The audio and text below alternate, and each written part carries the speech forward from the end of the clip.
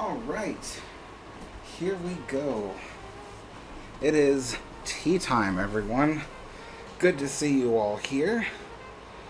It is kind of, well, it's strange. It's a cold day today, but the sun is shining into my room, and it's heating up my room a lot, so it's not very comfortable in here right now. But I mean, with the low temperature, technically, I don't have an excuse. So, let's see. Hello, Ella. Hello, Steve. Hello, Ken. Squidgy Top. Jay Ships. Let's see. Hello, Moonzer. Let's see.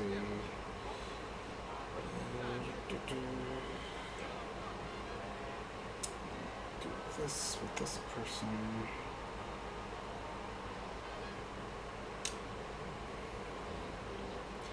Alright. And we got Mr. Golden. We got Ozzy. Hello, Ozzy. And thank you, yes, for me hitting 55. Did I hit 55? 55,000 subscribers? Let me see. Oh, almost. I'm about 500 subscribers away from 55,000. So, but yeah, that is a pretty cool number, especially how quickly the channel has grown. Let's see. Christery, hello Christery, hello Sidharth. Or Seedhearth. I can't pronounce the little pronunciation marks on people's names. I'm so bad at that. Air Eero says, it's always a great day when Alex uploads repair update videos. I know. I actually love making those kinds of videos, because what I do is I have my friend Chris go there and film everything for me. And then when he delivers me the footage, I love it, because I watch everything he films, and I just watch it with meticulous detail to see what's different from what was there before. And yeah, I mean, it's kind of cool, because I can look at little things and go, oh, the handrails have been shined, or like, oh, this wall paneling's been polished, So that kind of thing, it's actually really fun when I get to do those videos, because I could just look at everything and then just kind of see what's different, what's changed. So it's kind of funny, because my repair update videos tend to be on the more positive side, right? This one person commented asking, like, are you paid by them to say good things about them? And my answer was basically along the lines of, like, I'm not paid by any of them. I'm not, I'm in no way getting any benefit from them about doing these repair updates. The benefits I get from doing repair updates is, one, from the viewers. The viewers like to watch these repair updates, so that benefits me because I like making them happy. The other thing, too, is I also get the ad revenue from it, so, because YouTube runs ads. But those are the only things that really, like, benefit me, aside from just me enjoying doing repair updates. But the whole reason why I started doing repair updates was actually because of the fact that ever since the ship closed for the pandemic, it went for nearly 3 years with pretty much the most minimal of information given to the public about what is going on the ship. Sure, there was, like, news articles and things detailing the proposals of, like, what they might do to the ship, but nothing as finely detailed as what has changed, what is different, what specifically have they been spending money on. And so I thought, I want to cover as much of it as I can possibly cover. Because, one, if they do a good job, it would be nice for people to see that they're doing a good job. It would be, because the ship's had, kind of a reputation for its previous leaseholders kind of skipping out on things, and the public is usually not told, if one company received $23 million or 25 million, I forget which one, 23 or 25 million to do a certain amount of restoration work on the ship and repairs as well. And then that company pretty much only delivered about maybe $5 million worth of work. So the question was, where did that other $20 million go? And that was one of those things that, like, the city couldn't answer it because they honestly didn't know. And then the public couldn't answer it because nobody was covering it. So I thought, when the ship reopens, I want to be able to see for myself what is different and report on it, so people know where that money is going. Granted, it's not taxpayer money. It is not people paying taxes and that money going to the Queen Mary. It is all privately funded. It's all funded through various other things, the ship's profits, the Carnival Cruise Terminal fees that, because the cruise terminal sits on the land that belongs to the Queen Mary. There's also the water taxi. The water taxi's right in front of the Queen Mary. They use the land as their hub. So, they pay a fee, all that kind of stuff. The parking, the astronomical costs of parking at the Queen Mary goes towards the Queen Mary's restoration.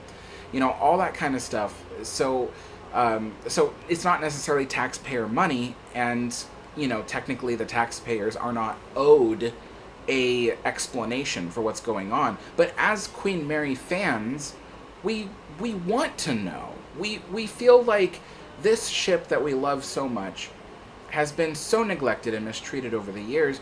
We want to know where that money's going. We want to know what is happening specifically aboard the ship that benefits the ship. And because there's no specific coverage of that, I took it upon myself to be the one to do it. Because, I want to know, if the city says, oh, we've just allocated another $1 million towards the ship's restoration, well, I'd like to see what's being done. And I'm not there to be critical, necessarily. If they are doing something that I think requires criticism, I will give it. And in fact, in my most recent video, I did give a little bit of criticism. Especially one of them was about the teak handrails out front. I mentioned in the video, I'm like, get somebody out here to restain the, not restain, but to properly seal the teak. And that did get some attention because some people who work with teak were like, no, the teak is supposed to turn gray. And but my whole thing is, yes, teak is supposed to turn gray. But the problem is that on the Queen Mary, what follows after gray is then wood rot. So something in that mix is not being done right, because eventually the teaks rot very quickly. And so something is just amiss about that. And I think that the teak will actually last longer if it is properly sealed. Especially because you'll see lots of old photographs of the handrails on the Queen Mary from way back in the day, and they were all sealed with a very shiny kind of varnish or gloss or shellac or something. And that's why those handrails have lasted all these decades, is because for the first 3 decades at least, they were completely lacquered.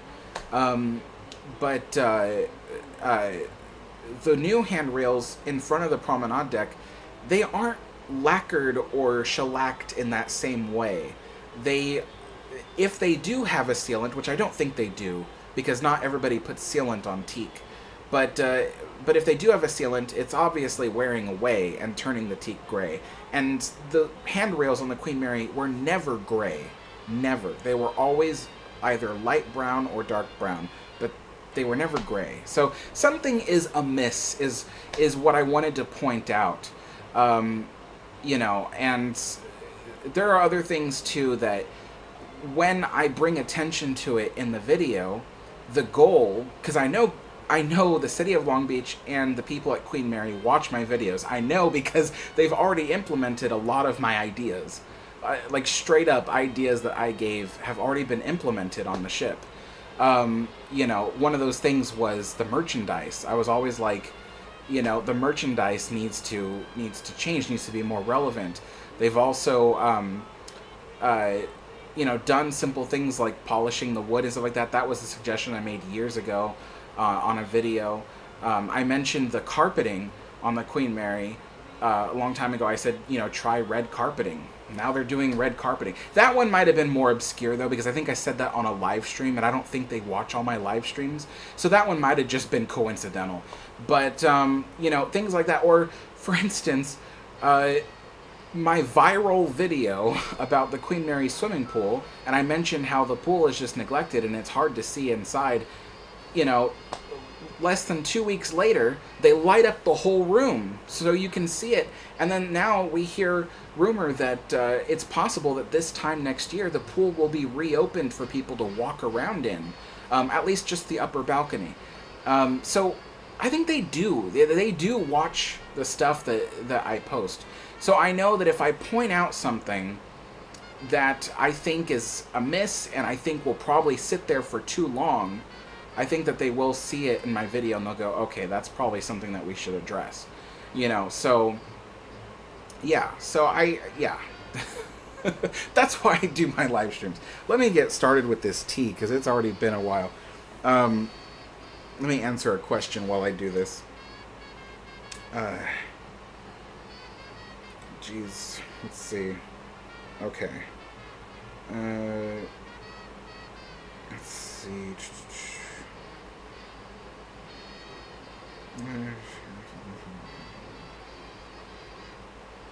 Ken's talking about the orb that I saw. Yeah, that's the weird thing. I would not have put that footage at the end of the update if I didn't honestly take the time to review it and come to a conclusion that, okay, that is something that maybe the viewers will want to see. Because if I thought for a minute that it was a fly or a speck of dust, I wouldn't have shown it, because I'm a very skeptical believer in ghosts. I do believe in ghosts, but I'm just very skeptical about it. But I really thought about it. I'm like, it can't be a fly because it's too far down into the ship. There's no food there. There's especially no food in the rooms that the flies can be attracted to. Sure, it's possible a fly eventually got down in there and it happens to be the only one that has managed to find its way through there. I don't know. But I do not think it was a fly because it disappeared from view.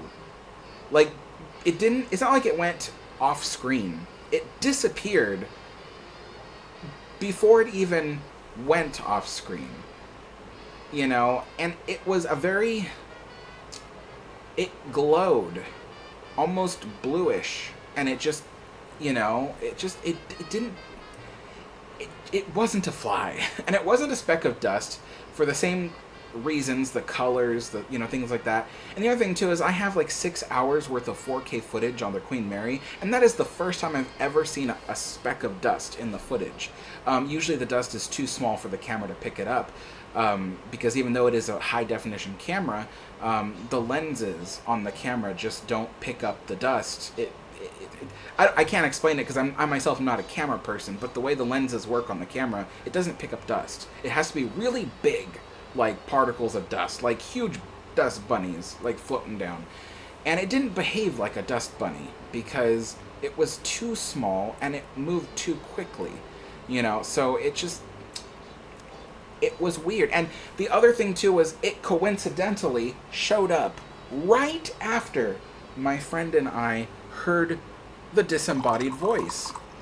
So it's just like when I factor all those things together, it just doesn't.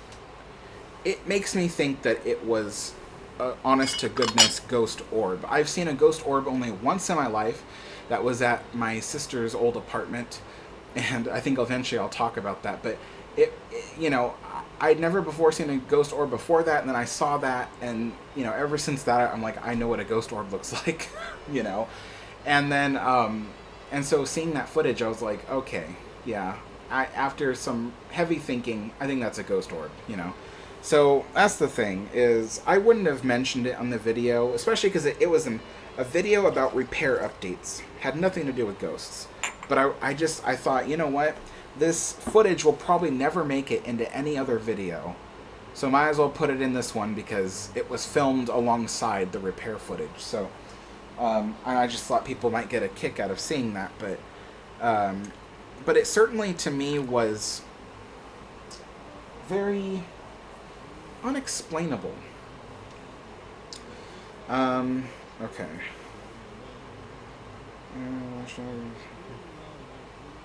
Hey Linda, how's it going?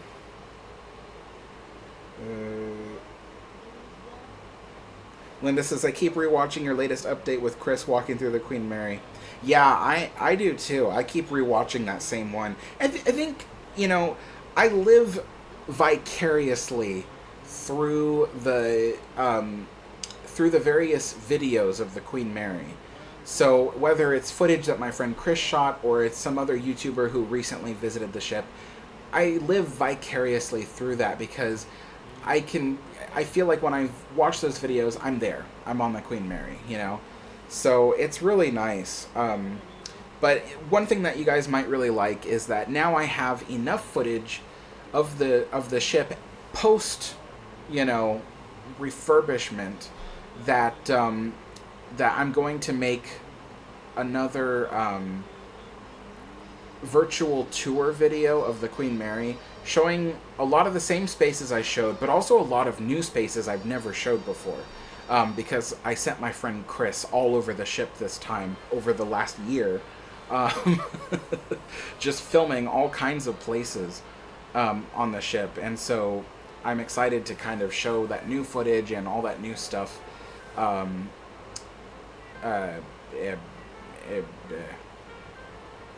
on my virtual tour video. Sorry, I just had a total brain fart. It was just like totally lost track.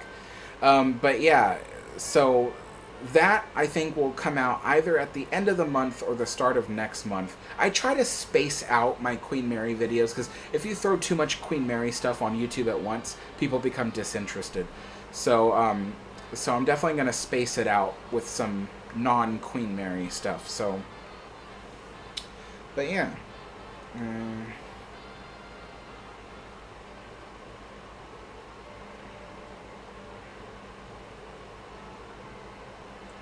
XJ290. Yeah, that's true. There really wasn't much up-to-date information about the ship. Thank you so much, Oceanliner Nerd. Oh, yeah, you like the Titanic model. It needs some major repairs. I fell on it like 2 months ago. I was walking through my room and I was unpacking some stuff and the room was a complete mess and I tripped and fell and my hand landed on the bow of the Titanic, flipped the Titanic up, and then it hit me in the chest, and then it fell back down to the floor. So I destroyed a lot of stuff on on the model. And I'm like, oh man, now I have to do all these repairs on the model, which means saving up money to buy all the various parts I need. Although the good news is that this time around, I'm going to buy brass parts instead of... because it's all made with plastic, so I'm going to buy brass parts to replace the stuff I broke, because it'll last longer. So, especially the mast. The mast is totally destroyed. Ripped all the cables and wires out of the ship. I'm going to replace the cables are made of just regular thread, but I recently acquired some nylon thread, and nylon thread's really strong. It's used for upholstery. So I'm going to use nylon thread to replace all these cables and stuff, because it won't snap as easy. But yeah. Let's see. Oh, yes, I got to get back to brewing this. Alex, did you know Captain Treasure Jones from Queen Mary was an officer aboard Mauritania 2 and the MV Britannic? Yes, I did, in fact. He was there when the Mauritania 2 was retired, and he said it just totally broke his heart. So, yeah, that is something I do recall.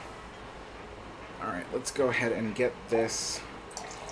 I was just preheating the teapot, but now I've got to put the full-on boiling water in there. Okay. And then in goes This is Earl Grey tea. It's my favorite black tea. Um, it just tastes amazing. It's from the Twining Company, so it's authentic English tea. Um, but yeah, it's what time is it? I gotta make sure I. Okay, so 1:26. I'll bring that out. But yeah.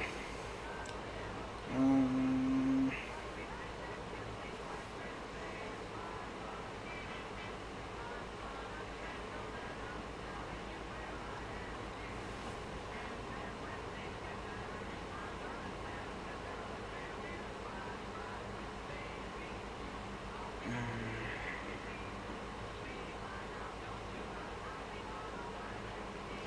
Air Eero says, "Do you think classic car shows or traveling flea markets set outside the ship, if that's a thing, might be economically feasible and help generate more revenue for Queen Mary?"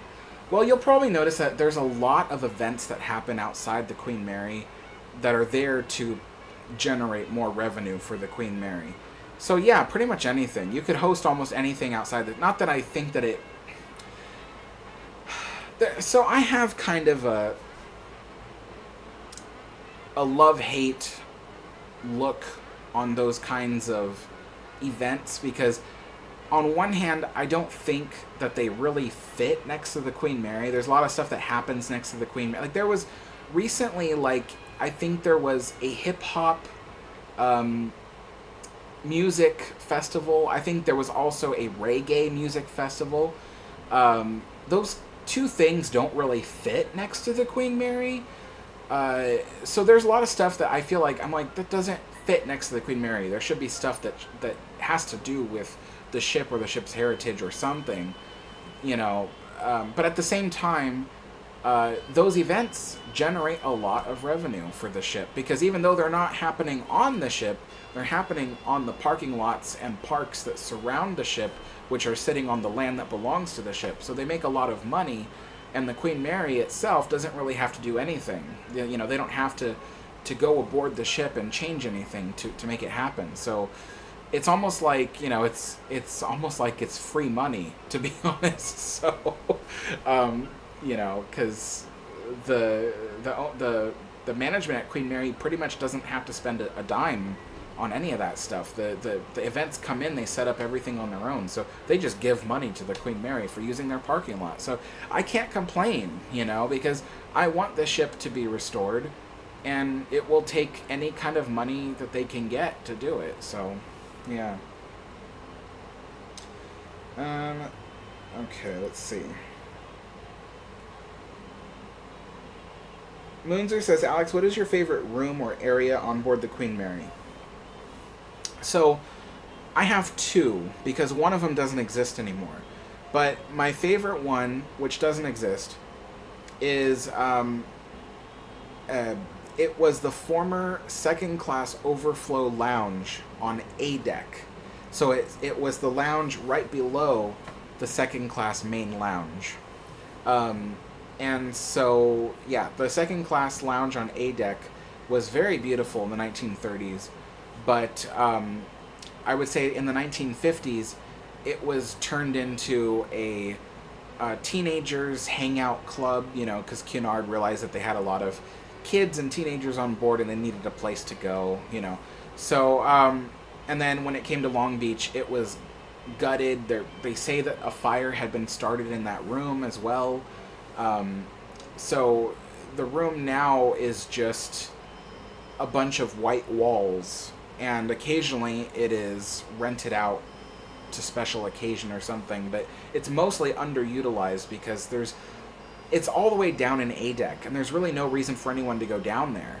So I almost feel like even if you came up with a creative idea for that room, it would be pointless because it's far away from all the other stuff on the ship. So yeah, but anyway, and then my other favorite place, which still exists, is the first class main lounge. The only thing about the first class main lounge is that it doesn't look as grand without its original furniture. So I'm hoping that one day they put furniture back in, you know, even if it's not exactly accurate to how it was, even if it's like just reminiscent of 1930s furniture, then I'd be happy. As long as it's nice furniture, I'd like to see that back in the main lounge. And the main lounge being used for its purpose, you know, to be a lounge. So, okay, so time for my tea.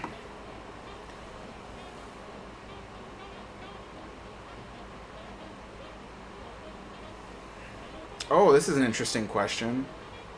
Air Eero says, what Queen Mary room or rooms do you think is the biggest loss in the Long Beach conversion? For me, it is the boiler rooms and the second class pool. Actually, I would have to agree, honestly, because, you know, some people say, oh, what about the third class rooms? And I'm like, you know, to be totally honest, third class wasn't that, you know, fabulous. It was pretty basic when it comes to stuff. Even the wood paneling in third class was pretty basic. So it's not like we lost some major artwork on the ship.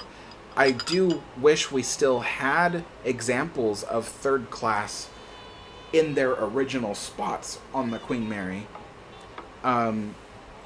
But I would say, yeah, that the biggest loss was the boiler rooms, the generator rooms, and maybe even the second class pool. You know, those kinds of things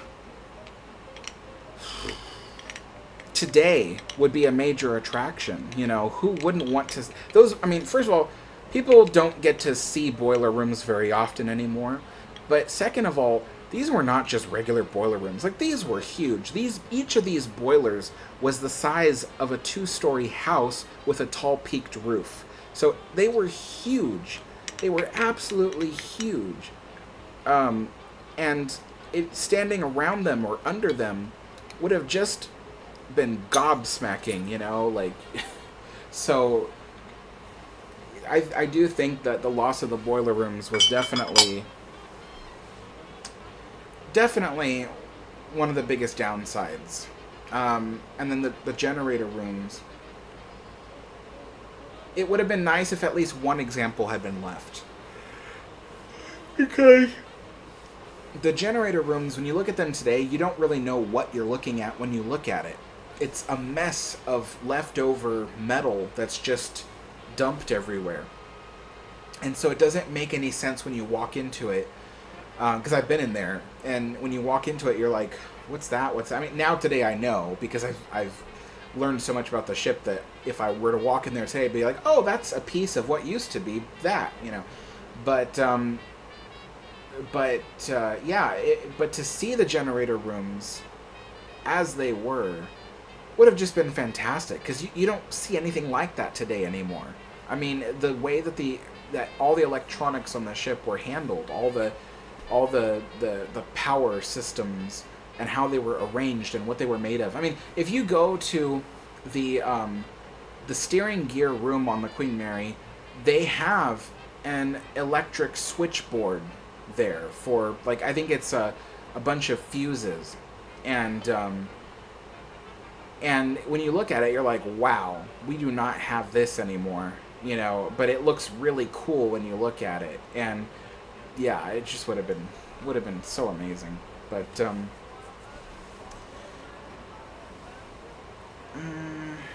Goofy Roll says, thank you for being here, Alex. It has really been a rotten 2 days, and I'm glad I could come home to watch you. Oh my gosh, thank you so much.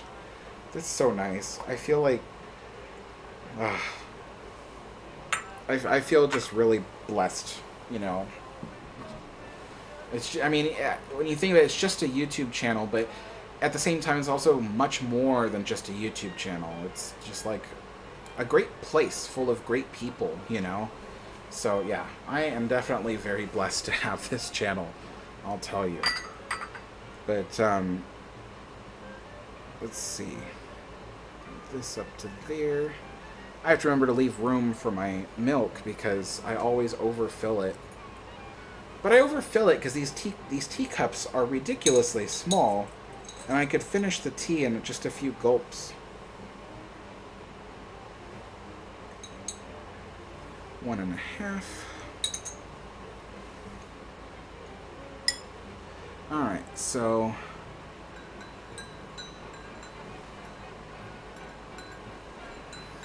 Yes, Steve is talking about the ghost orb. He's like, how can a fly into the wall? I'm like, exactly. Like, if you look at the footage very carefully, that orb goes right into the wall and back out again.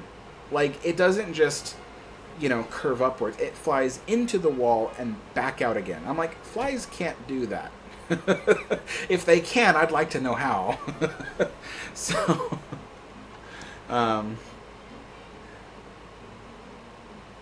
Linda says, I think it's cool. I've reviewed it a lot. It looks very cool.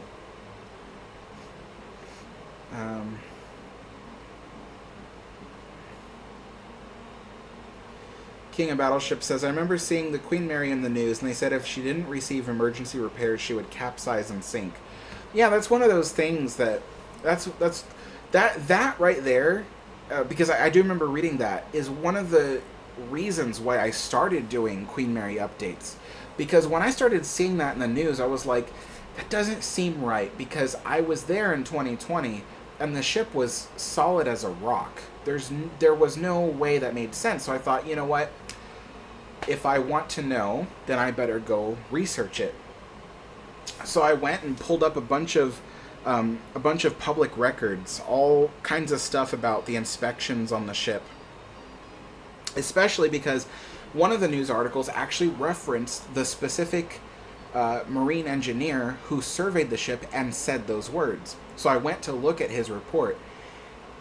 And what the report said, the report did contain the words, that led up to, what did he say? That if immediate repairs were not done, then the ship is at risk of, or in 2 years, 2 to 5 years, the ship will be at risk of capsizing.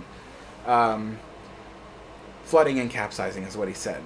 But the thing is that when you read the whole page, in the context of what he's saying that at the moment, because at the moment the Queen Mary was neglected for 30 years straight, and the previous company that had leased her had gone bankrupt because some of their people in corporate were laundering the profits of their own company, so the whole company went bankrupt, and stuff like that. And so at the time, the Queen Mary was in limbo. She wasn't owned by, she was no longer in control by Urban Commons, but she was also not in control by Long Beach yet, because it was all tied up in litigation.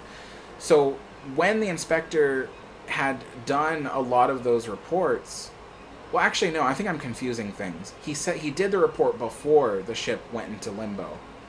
So, but anyway, the point was that what he was saying was, with current neglect, if nothing is done, then in the next 2 to 5 years, the ship would be at risk of flooding and capsizing.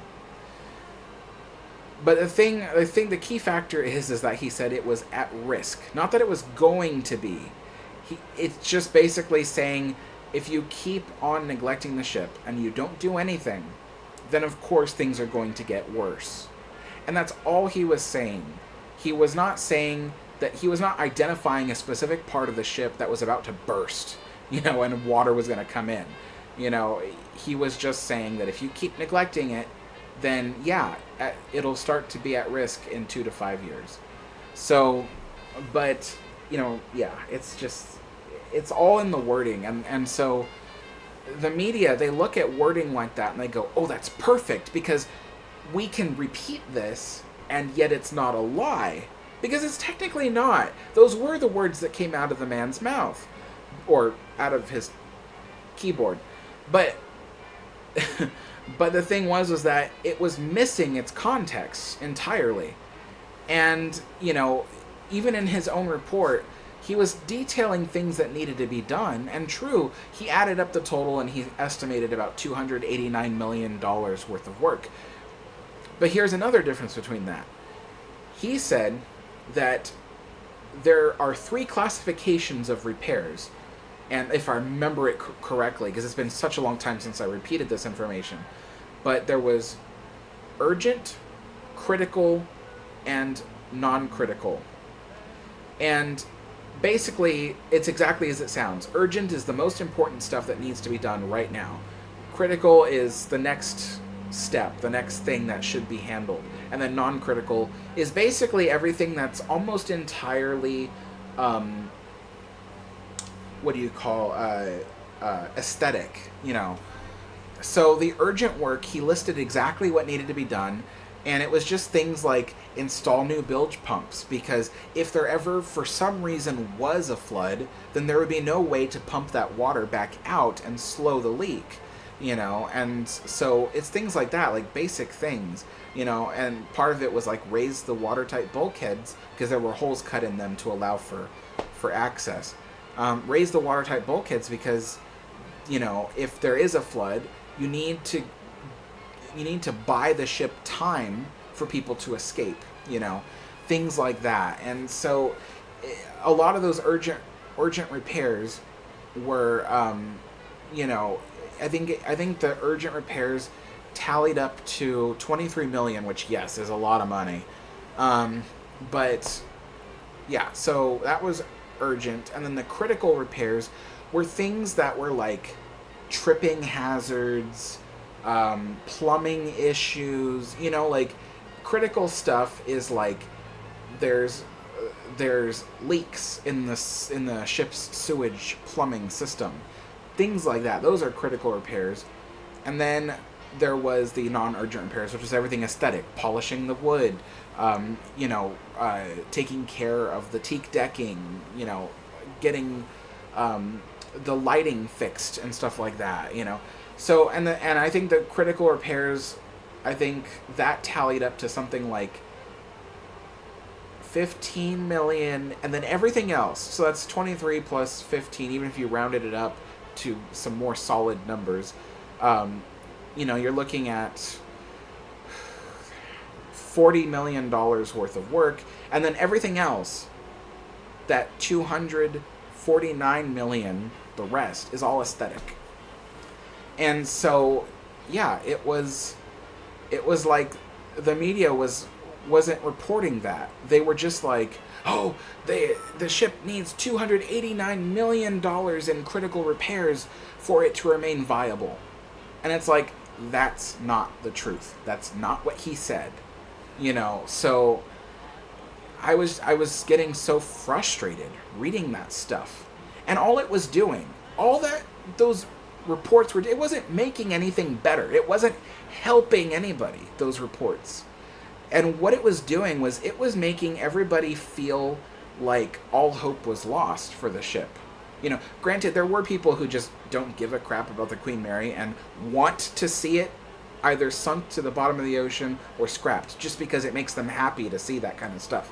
But for the people like me who were fans of the ship, all those newspaper reports, which were inaccurate in the way that they worded things, made it seem like all hope was lost and we should just give up. We should just walk away.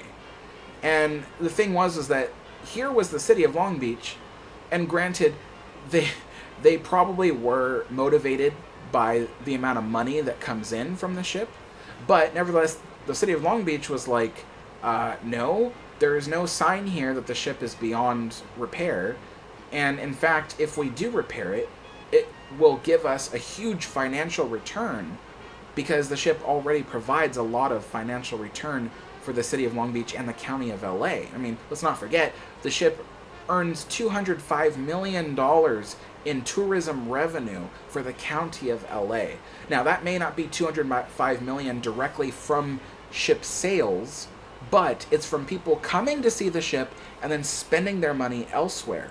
So they come to the ship, they might stay on board, maybe they're here to visit the Queen Mary, but then stop off at, stop off in Hollywood to get a look at the Walk of Fame, and maybe they buy food elsewhere. But the studies show that when it comes to the Queen Mary, She's responsible for $205 million in tourism revenue for the county of LA, which accounts for 1/6 of the tourism revenue of the county. So the ship is really important to the local economy. And so that's why Long Beach was like, okay, let's get the ship repaired. Because let's not, fool ourselves. There probably was very much a financial incentive into it. If the ship was at a complete loss and there was no way to get any of the financial return back, they probably wouldn't have agreed to repair the ship.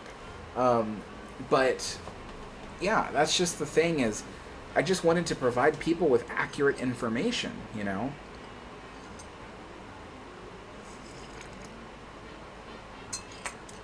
And my channel, I put out so many videos just to try to dispel those rumors. But it is an ongoing battle, because I still, to this day, this morning, I got a comment from someone from some random video who had never seen my Queen Mary update videos. And they were just like, oh, the ship is about to capsize, and, and the ship is just too far gone. It's so sad. And I'm like, here's a link. Watch my video.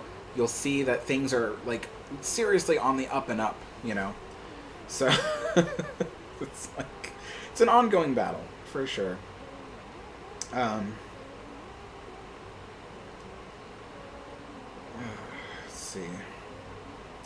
Mike says, what did the whisper say? So the voice that me and my friend Chris heard. We don't know, honestly. We don't...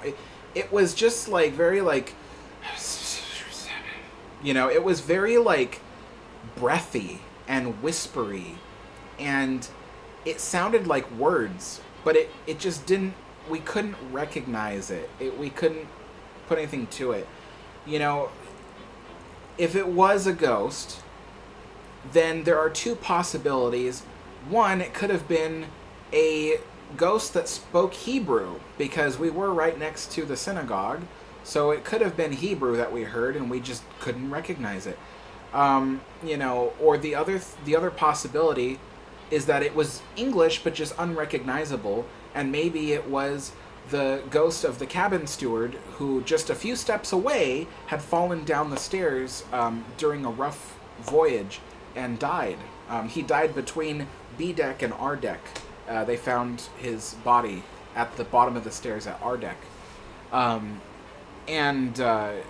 They say that ghost, because people do sense him once in a while, that when you're walking down the third class stairs, he might say, watch your step.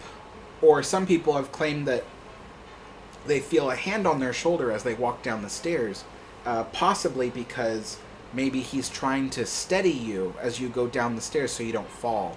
Some people claim that they feel like he's pushing them, but, I can't say that they're wrong, but I don't imagine he would try to push people. He's been known to say, watch your step, or to hold on to your shoulder, which someone might interpret that as being pushed, but I think that he might just be trying to prevent people from falling, honestly. So, there are lots of what I would consider real ghost stories on the Queen Mary, but none of them are malicious. They might be a little bit scary to hear, but they're not malicious. I feel like if the Queen Mary is haunted, then it's entirely by nice people. It's haunted by nice ghosts. People who loved the ship and who don't want to see people get hurt, honestly. But, yeah.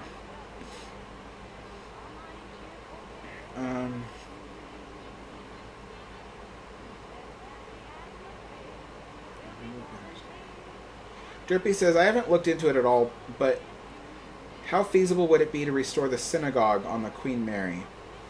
It's very feasible. A lot of the artifacts that belong to the synagogue still exist, and there are people who know where they are, and then, like, the furniture and stuff, I heard some of it at least still exists. Especially, the most important thing is the Torah Ark, which was the centerpiece of the room, still exists, and it's at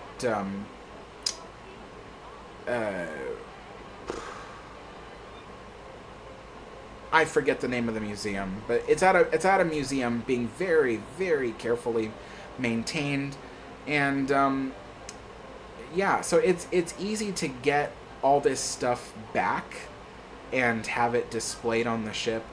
I heard that some of the paneling in the synagogue still exists somewhere aboard the ship. Maybe it's in storage or something. And from there, that can be examined to create replica paneling for the room. You know, it's probably estimated that the room may cost about $5,000 to $10,000 to return to its original look, which compared to a lot of other projects on the ship is actually not that much money. So, you know, the pool room, for instance, the first class swimming pool, to restore that room will probably cost at least $2 million. And I think that's just being, what's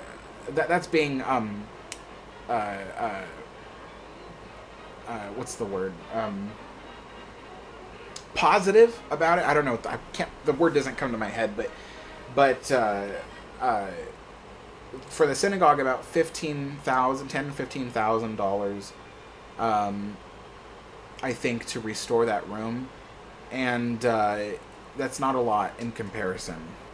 So yeah, it's entirely possible, and I think they should. I think that's one of those places on the ship that really should be brought back, because not a lot of people with Jewish heritage know how important the Queen Mary was to Jewish people. I think so much attention is given to the ship's troop ship service as well as her luxury service, but not much attention is given to just how unique the ship was when it came to how the Jewish passengers were treated and the accommodations that they had. Okay.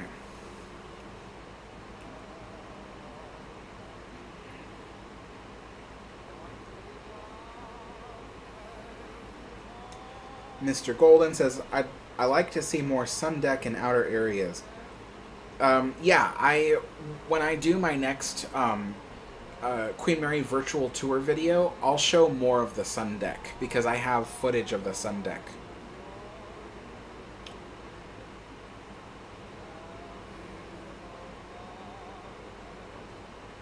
Let's see.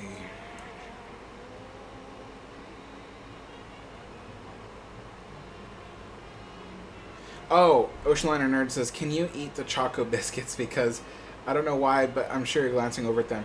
Yeah, I always forget to eat them. So, they are some of my favorites. Dip them a little bit in the tea.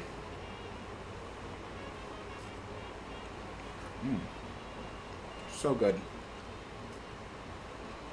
I have to order more, because I'm running out.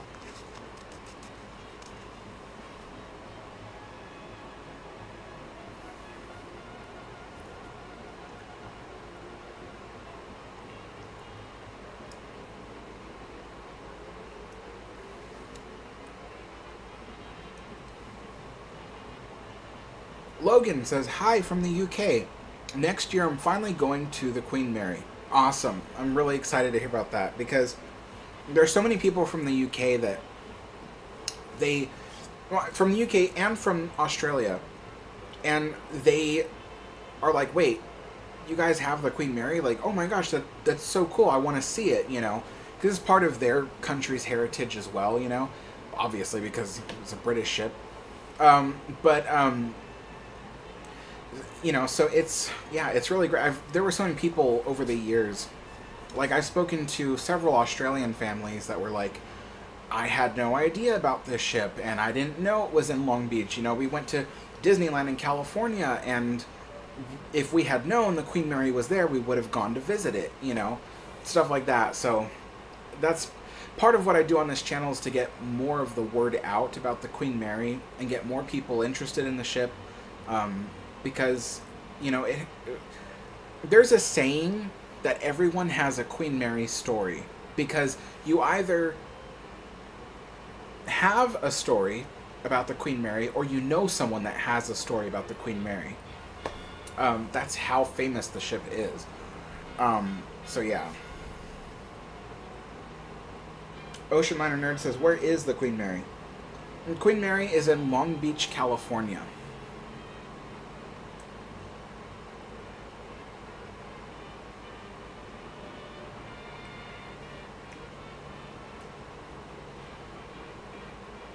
Mr. Golden V says, Earl Grey has no caffeine. If that's true, then I think that's okay, though, because I still like it. It still tastes really good. Besides, I don't usually drink the Earl Grey to wake up, you know? For that, I drink English breakfast tea. So, like, in the mornings, instead of drinking coffee, I'll drink English breakfast tea in the morning. Because that kind of does perk me up a little bit. Granted, soon afterwards, I start feeling very tired. But while I'm drinking it, I'm awake. So...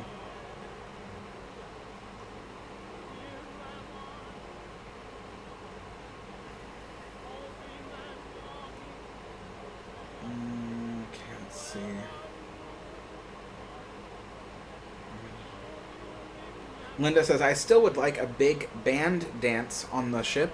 Everyone dressed in vintage costumes. I'd go for sure. Oh, yeah, absolutely. You know, it'd be great if the Queen Mary was booked up every weekend for special events.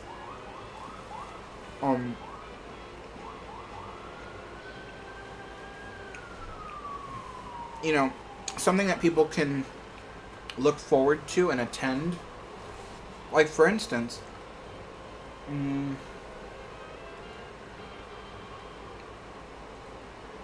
I believe it's October 5th, the Art Deco Society of Los Angeles is hosting an event on the Queen Mary. And for Art Deco Society members, the admission is $10. But for non-members, it's $20. So you can still go to the event and dress in you know, vintage 30s clothing. But you have to pay a bit more, but it's possible. And I think stuff like that should be done a lot more often on the Queen Mary, because it would help draw a lot of attention to the ship. For sure.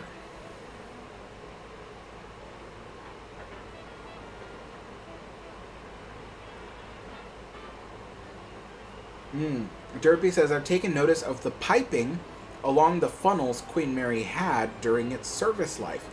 How they aren't present on the replica funnels. How costly would you guess recreating the piping to be in theory? Oh, not costly at all, because you could buy some steel or copper piping. It's not exactly cheap, but it's not, you know, it's not like a luxury item. So, and then, you know, yeah, I don't know how much it would cost, but it certainly would not be expensive by any means.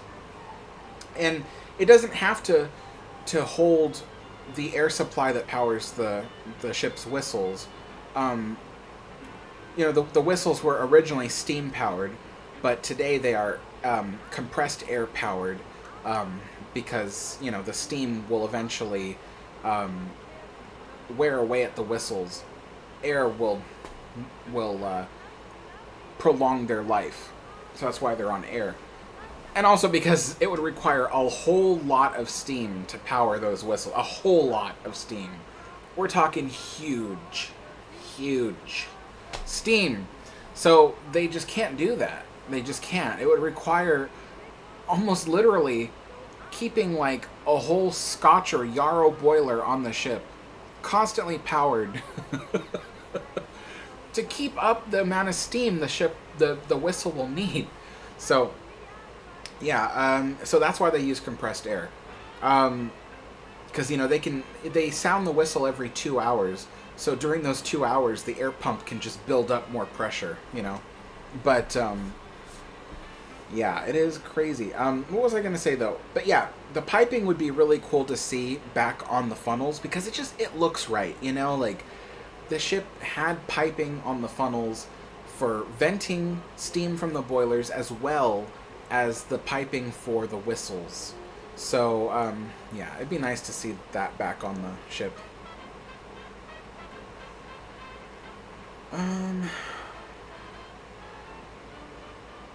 Let's see.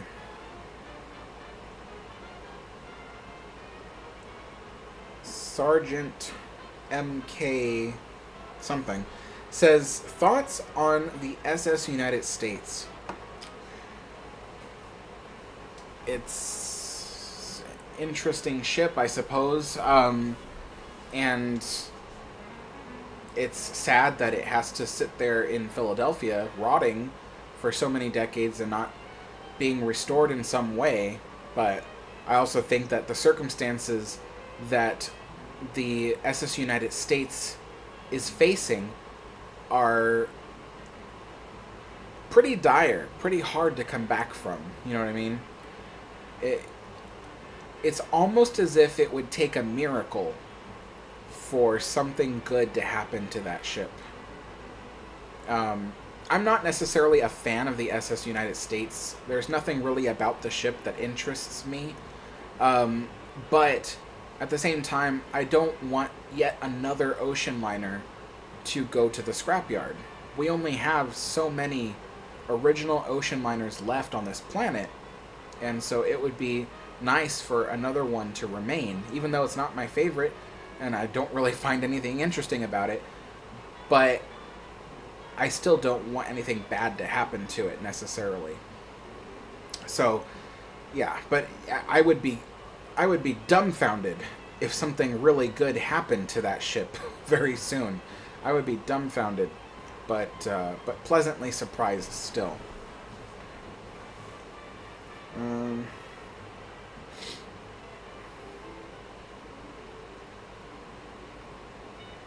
Ken says, apparently one of the Titanic's whistles has been restored to run off compressed air. I wonder if the Queen Mary would arrange to have it as a temporary exhibit. Would probably draw lots of folks in. Absolutely. Over the decades, Queen Mary has hosted many different exhibits of things. Some of it, like, I remember when I was a kid, I went to the Queen Mary to see a Titanic exhibit. So there, at one point, there was a Titanic exhibit on the ship. I remember being there as a little kid and seeing it. And then there was also, like, a Princess Diana exhibit on the ship. There's been a Winston Churchill exhibit. So they do have rotating exhibits. At the moment, I don't think they have any right now, because the ship is still fresh from, reopening from COVID. But I think eventually they will arrange to host another exhibit on the ship.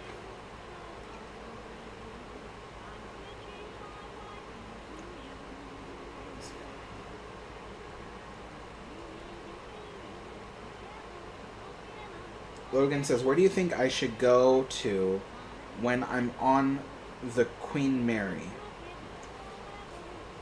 Where should you go to? Everywhere. I would say don't limit yourself. I would say give yourself plenty of time to explore the ship. Some people, they go to the Queen Mary and they give themselves like 5 hours. They're like, okay, 5 hours and then we'll go somewhere for dinner or something like that. But no, I would say give yourself at least a full day, like a complete full day, because there is a lot to see and do on the ship. The funny thing is that there are people who will tell you, oh, there's not much to do on the Queen Mary, because the ship doesn't contain any like huge exhibits and stuff like that you can see. But if you like architecture, if you like ocean liners, and if you like engineering, there's plenty to see, because you could walk literally anywhere around the ship and get to see some really cool designs and artifacts from the Art Deco age, and there's just so much to see and do when you're an ocean liner fan. But I can understand why the average tourist might say, oh, there's not much to do on the Queen Mary, because they're expecting entertainment, they're expecting lots of different foods, and in fact, one of my ideas is that they should have a place on the ship where you can get almost like a food market. Not I don't want to say like a what do you call it? Not a food court. I don't want to use those terms because that's not what it is, but like a place that would have to be entirely newly built where you could get like samples of different foods from different cultures and stuff like that, and then you it's like if you've ever been to like a food and wine festival, and there's often booths of different foods and stuff that you could try that go really well together, even though they're completely different from one another. That's what the Queen Mary should have. There should be a place on the ship that is kind of like a food and wine festival, where there are different foods and drinks that you can buy and try. And I think that will work really well on the Queen Mary, because the only alternative is to open more restaurants on the ship. But the thing is you don't have the visitation to support that. The ship does get a lot of visitors every day, but not enough visitors to fill like 6 different restaurants. There just isn't that many people. So it could really benefit from the kind of area on a ship where you can just walk up, get something really fancy, very special to order, and then chow down on that. And then that place, that area of the ship, it can be open for lunchtime all the way through early dinner time. And then you'll earn a lot of money that way. Heck, if it's popular, keep it open for breakfast all the way through past dinner. But, at the very least, it can be a lunch place.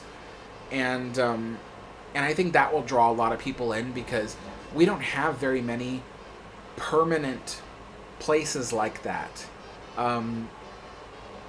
in like LA or Orange County. I mean, you have food truck places, but it's not the same, Anyway, you get my idea.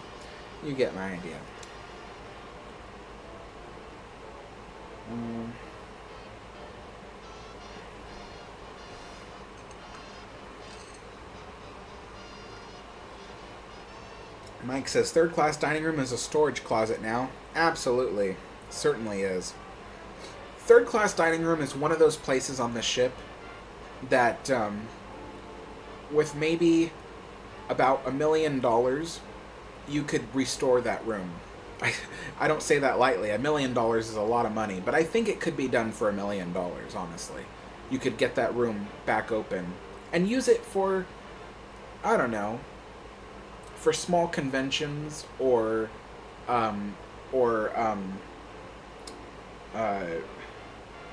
whatever. Gosh, I can't think of the words I'm trying to say, but yeah, anyway. They could use it for that. Banquets. I was trying to say that. So you could use the third class dining room as a place for small conventions and banquets, because that room would be perfect for it, and it doesn't detract. It doesn't, nobody's gonna miss it necessarily if it's booked up,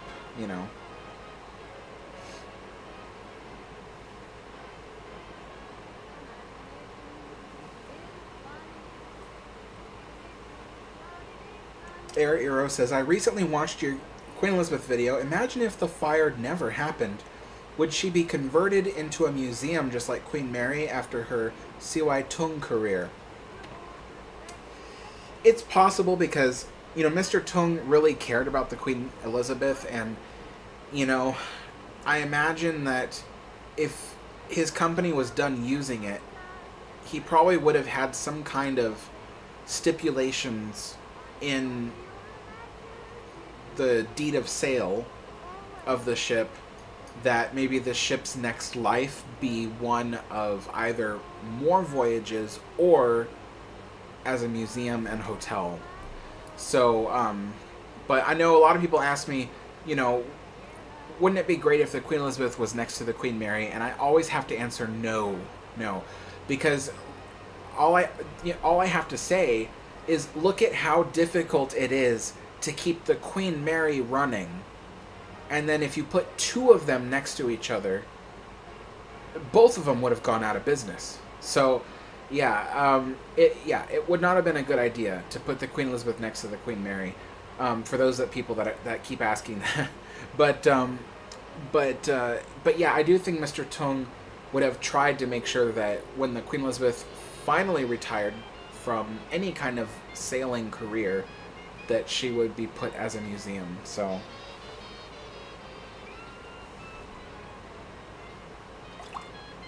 There was something in my tea. I will be right back.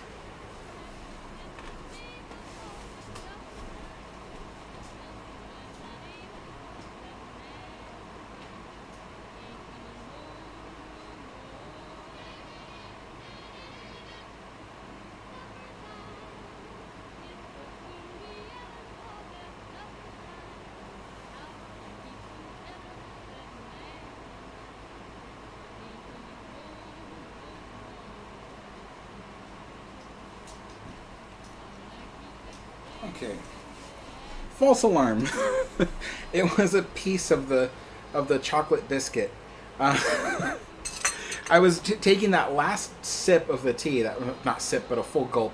Took a last gulp of the tea, and there was an object in there, and I was like, "What is this?" So I immediately spat it out because I was like, "What just went into my mouth?" You know. So I went to the sink to try to like dump out the tea and see what was in there, and it was just a piece of the other biscuit. So, okay, I'm happy. So let's pour some more. I'm the kind of person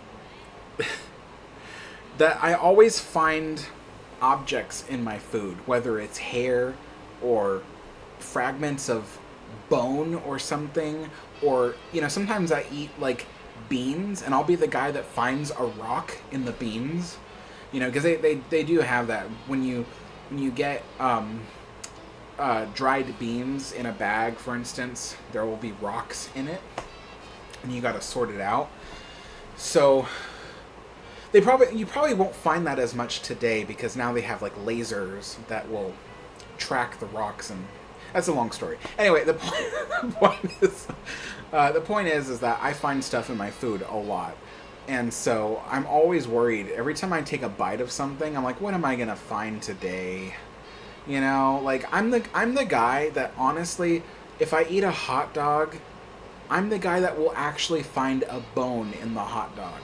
I'm not even kidding. That has happened several times before. And I know people who've gone their whole lives and never had a bone in their hot dog.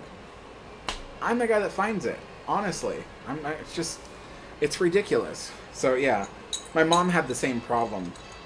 So I think I inherited that curse from her because she had the same problem. She'd like drink something and, you know, she'd go to Starbucks and get a coffee, and then her coffee would be full of coffee grounds, and she'd be the only person that day that had that problem because that's just something that doesn't happen, you know, like. So yeah, it's yeah, it's ridiculous.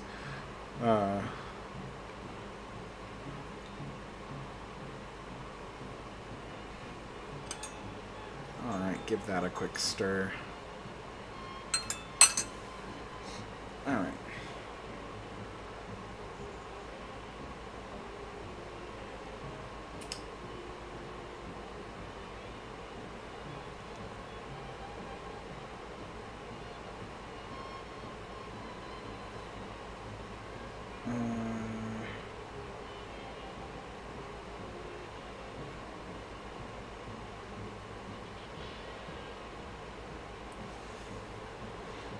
Okay, I'm reading everybody's comments. I just don't read them all out loud or else we'd be here all day. But I am very behind on comments, so I'm just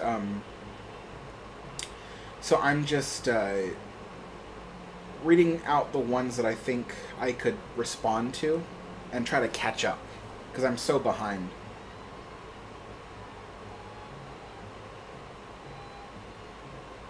Derpy says, I recently heard that Queen Mary's anti-fouling red waterline paint has actually been raised up on the hull since the hotel conversion. Is there any truth to this? And if so, would it be possible to repaint it? Yes. So every ship has anti-fouling paint. Titanic had a very bright red anti-fouling paint.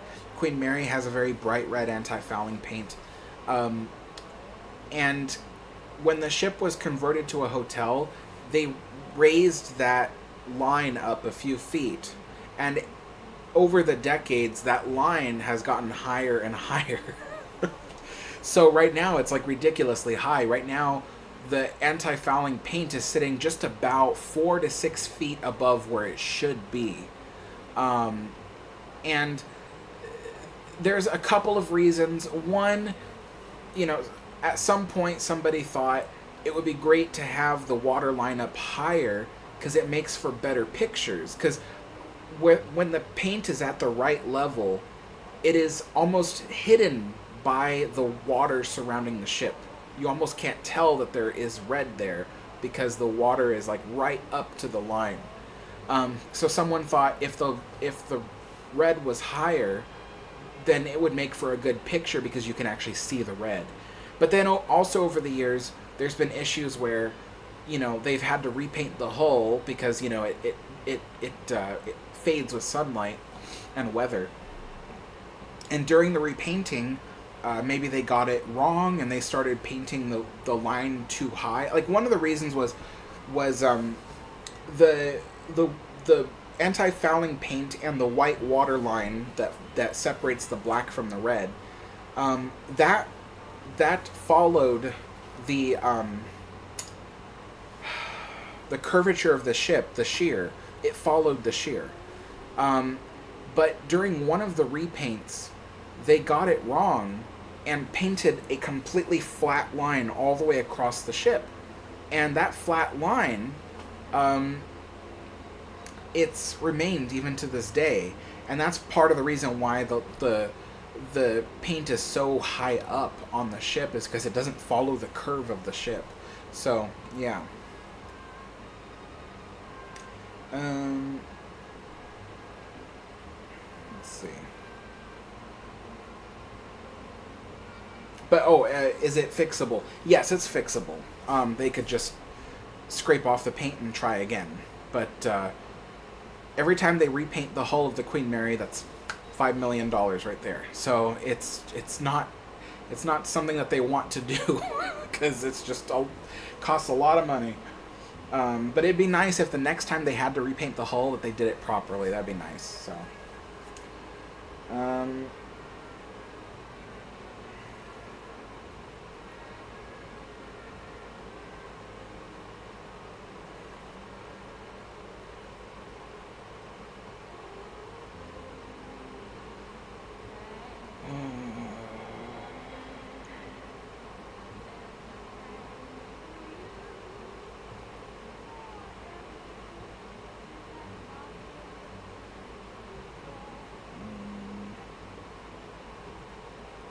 Sorry, I'm just reading comments just to see if there's one that I could respond to. People are talking about Commodore Everett Horde. He's a nice guy, really nice guy.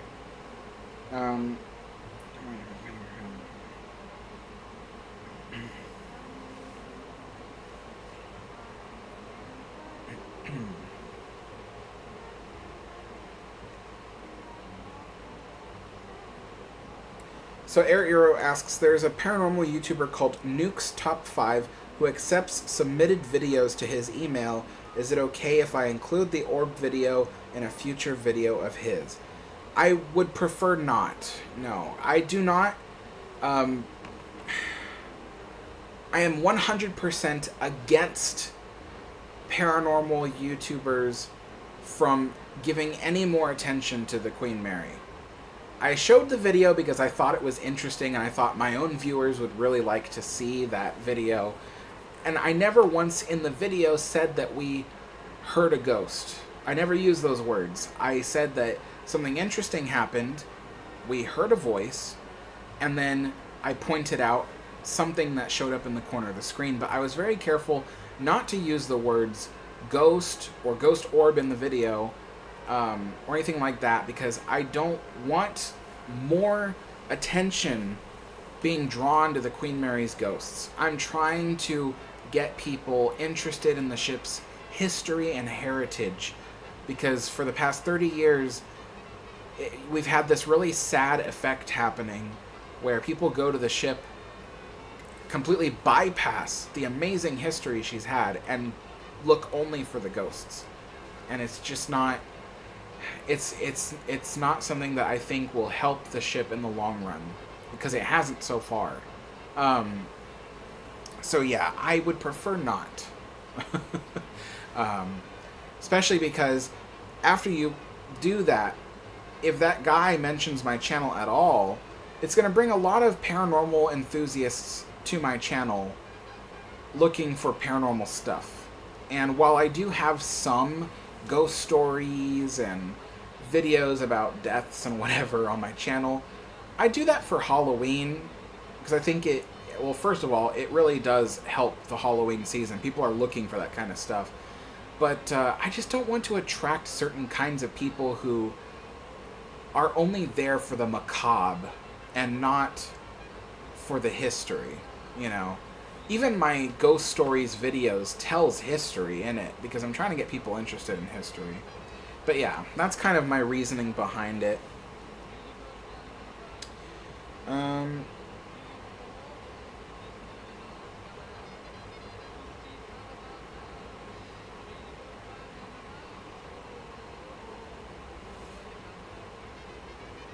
King of Battleship says, what was the agreement?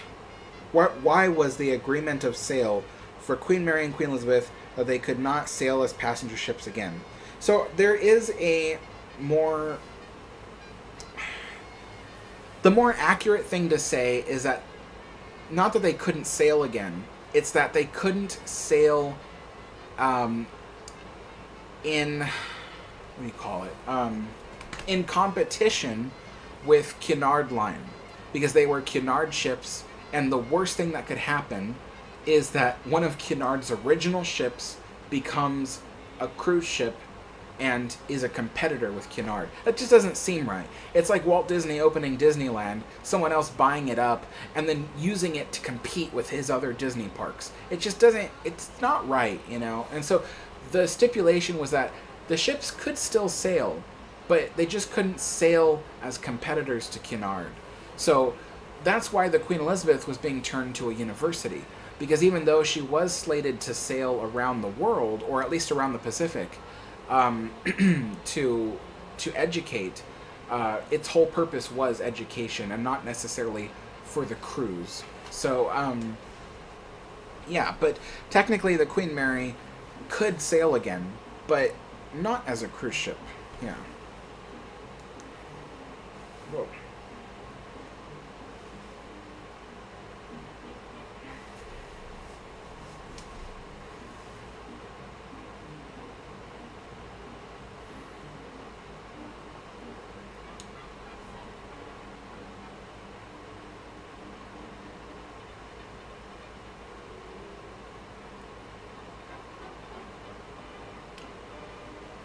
Just reading more comments, just seeing what I could respond to.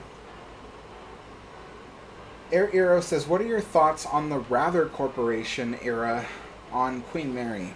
You know, there were some things that I didn't agree with that were done on the ship, but ultimately, for the most part, it was a good time for the ship, because especially when Jack Rather was alive, Jack Rather and his wife Bonita were, Bonita Granville, they were both very big fans of the Queen Mary. They had been passengers aboard the ship at one point in their lives. And so they took good care of the ship's maintenance and, you know, that kind of stuff. Bonita Granville, she made some aesthetic changes to the ship that I don't agree with, because it collided with her personal taste. But a lot of those changes have been fixed ever since then. But mainly, they took good care of the ship. So that's what I cared more about. But after Jack Rather died, his company was just kind of not doing so well. And they, towards the end, they were kind of starting to neglect some of the ship's maintenance to save on money. And then when Disney took over, Disney Disney's very sneaky. They repaint stuff to make it look like it's fresh and new, but underneath it's still rotten, and that's what Disney essentially did. So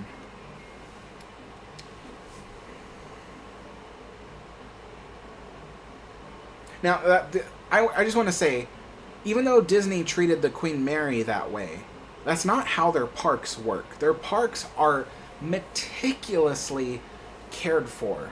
I've worked for the Disney company for 6 years at Disneyland, and their maintenance in their parks is just top notch. I've never seen a place so well maintained in my life. When I worked as here's one story. I worked as a cast member. When I first started there, I used to do busing, so I cleaned tables, took out trash, that kind of thing for restaurants. And one morning I came in for a particularly early shift. I was going to be part of the opening crew of the park. I came for one early shift, and it was so early that they were still backing up the truck that collects the garbage compactor. And they were backing up the truck through Frontierland.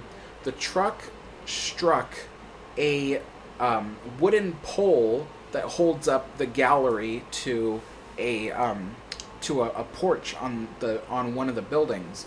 It struck the pole, and the pole snapped and also broke away from its foundation, and it was just unusable. But the park was going to open in 2.5 hours. So they immediately called up. They had a department that used to be at the park. It's not there anymore. But they had a woodworking department.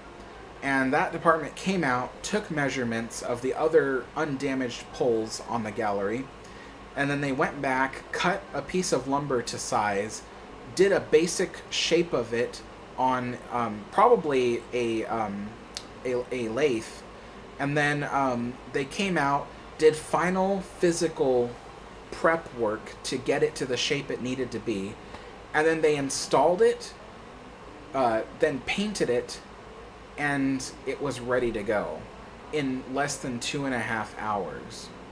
And it was like the truck never hit the building at all. It was unbelievable. And so they had just a really good maintenance. But when it came to the Queen Mary, the company just didn't care. The company was not there to take care of the Queen Mary. They wanted the land that was next to the Queen Mary because they wanted to build a theme park on that land.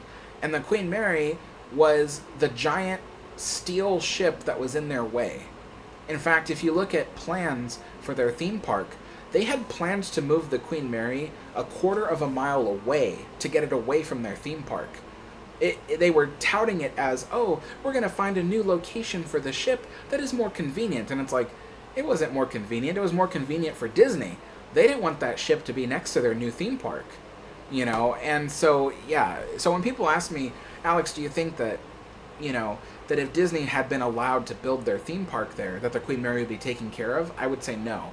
I'd say that once that theme park opened, Disney would have immediately put up a for sale sign on the lease of the Queen Mary and given that lease to somebody else. Because technically the ship was still owned by Long Beach. But leasing, the lease contract would have been sold to somebody else. Because Disney didn't care. They really didn't care about the Queen Mary. So, yeah, that's the thing.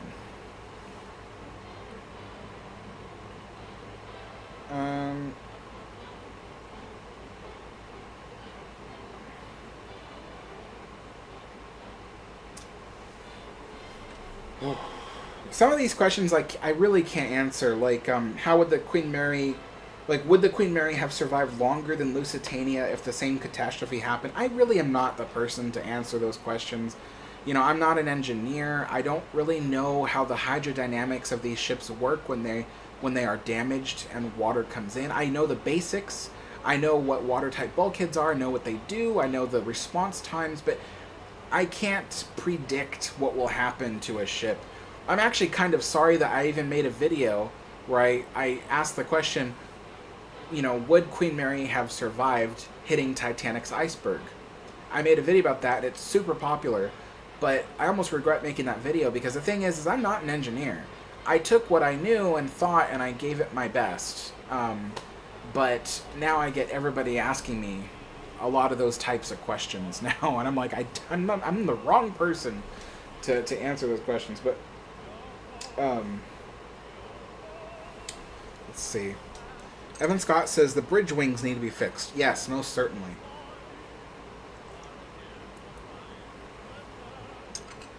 I'd like for the bridge wings to reopen, because they're kind of a cool part of the Queen Mary that you get to walk on.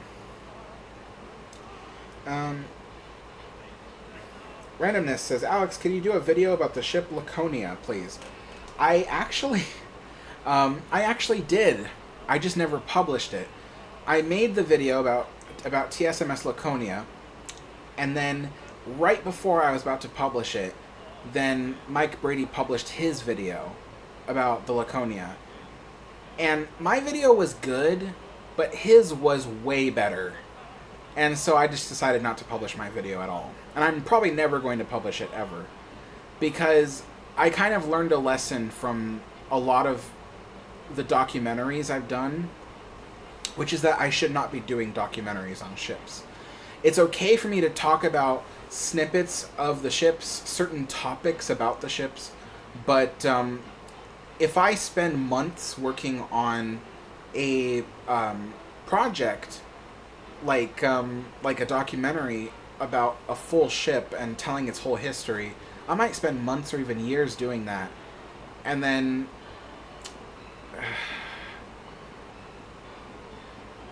it just seems like a waste of time for me. So I've decided that what I'm going to do is post little snippets about ships. And the thing is, I've actually also dipped my toes into talking about other ocean liners, and even though I still want to, it hasn't actually proven to be successful.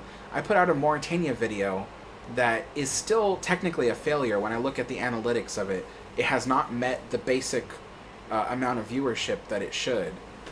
So it's technically a video failure. And, I've made videos about all kinds of ships, and they don't always get the attention that they need. So it's kind of weird. It's like my audience is here for Queen Mary videos, but they're not here for other ships. So, I don't know. It's just, let's see.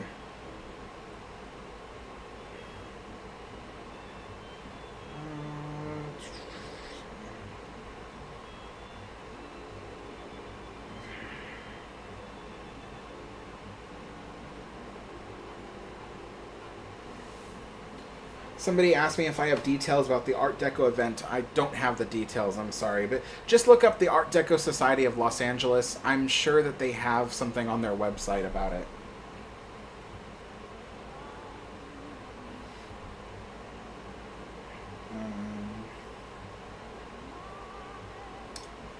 So, Steve, you don't have to be an invited guest.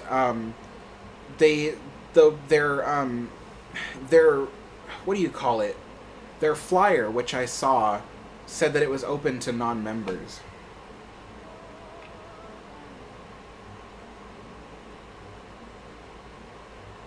Let's see.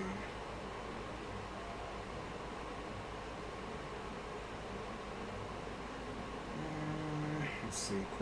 Yeah. I'm trying to catch up on comments. It's just, there's so many people commenting.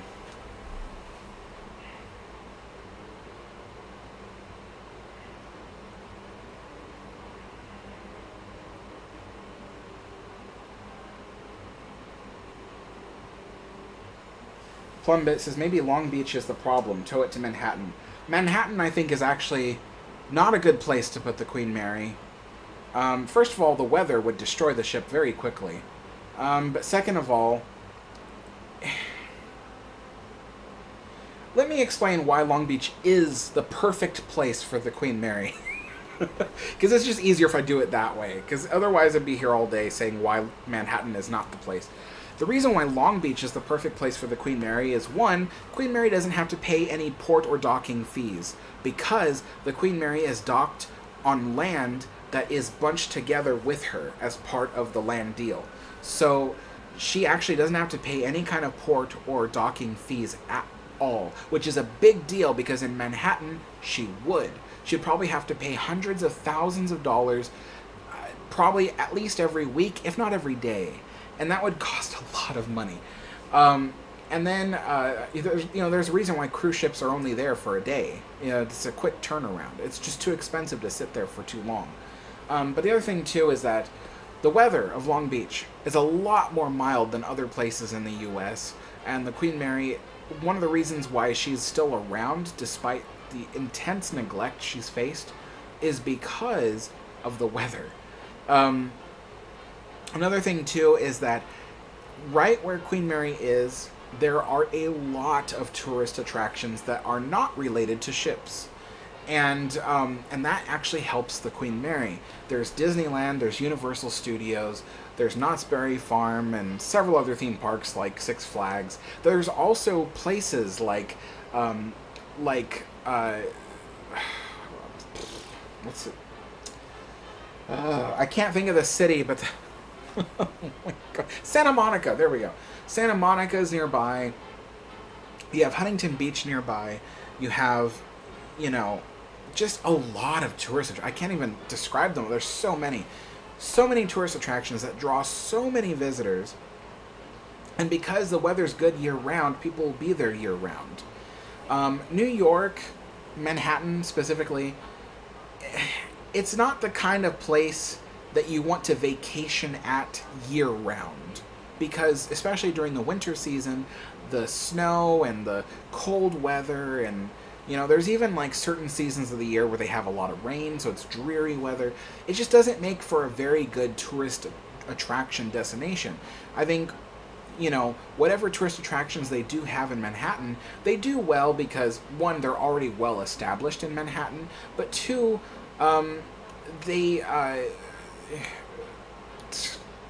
it's stuff that you don't necessarily need to be outside to experience in bad weather.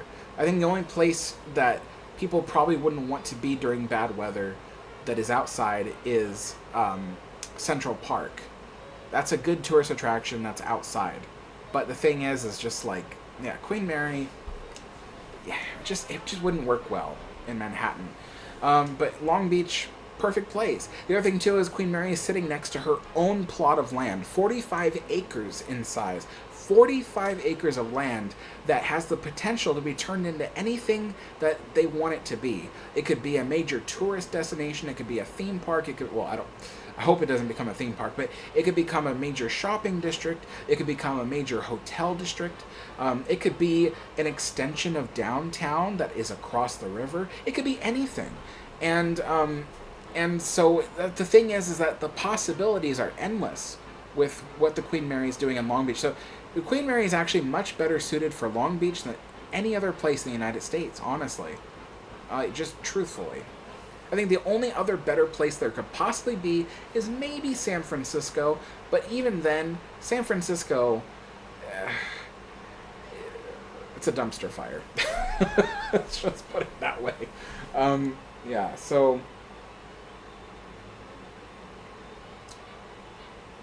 let's see. K4RNA says the orb ended up in his tea. That's funny. Oh my God.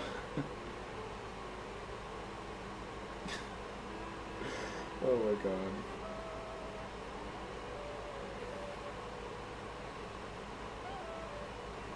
Yeah, Steve says, and I thought I was nuts by seriously considering getting a Queen Mary lifeboat and putting it in my backyard. He really was. Like, I had talked to Steve at the time, and he was like, part of me kind of wants to, see if I can acquire a lifeboat and bring it to my house and put it in the backyard. I was like, that is crazy. But, I mean, obviously, after looking into it, it's just kind of like it couldn't have happened. But he was considering it. That was pretty funny.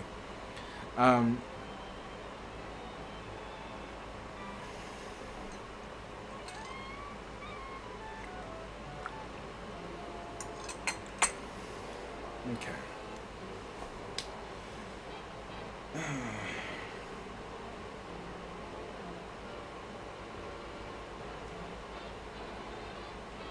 Let's see. Trying to catch up with these. Oh my gosh.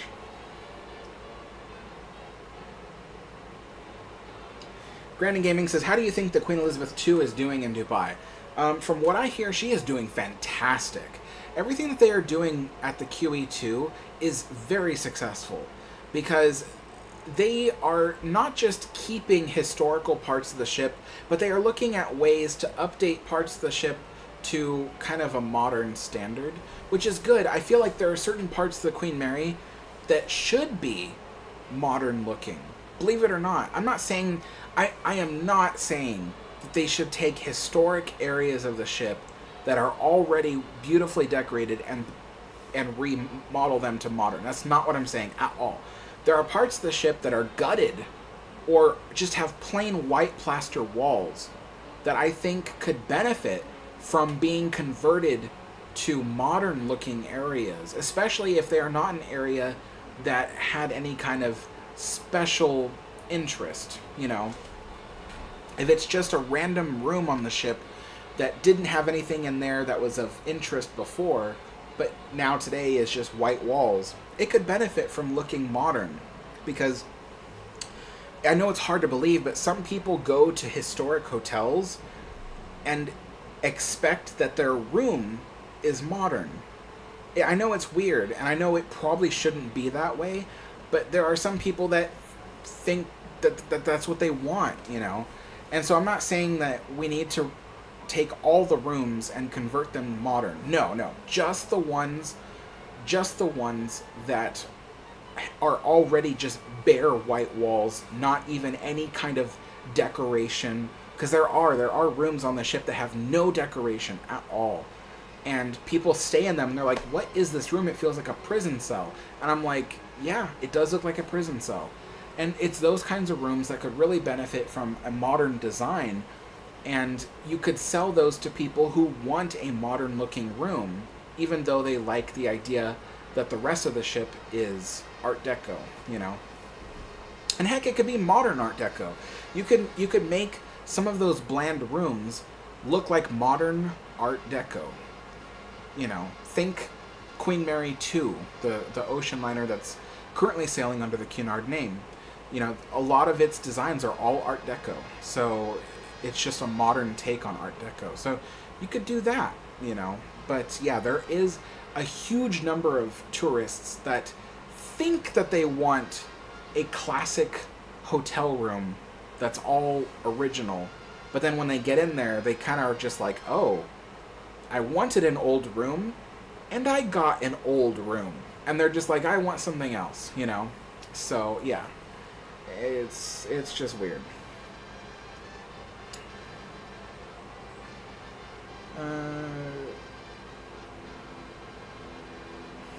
Plumbit is talking about the paranormal enthusiasts on the Queen Mary. He's saying, if they're spending money and it keeps the ship in business, let them have at it, I say.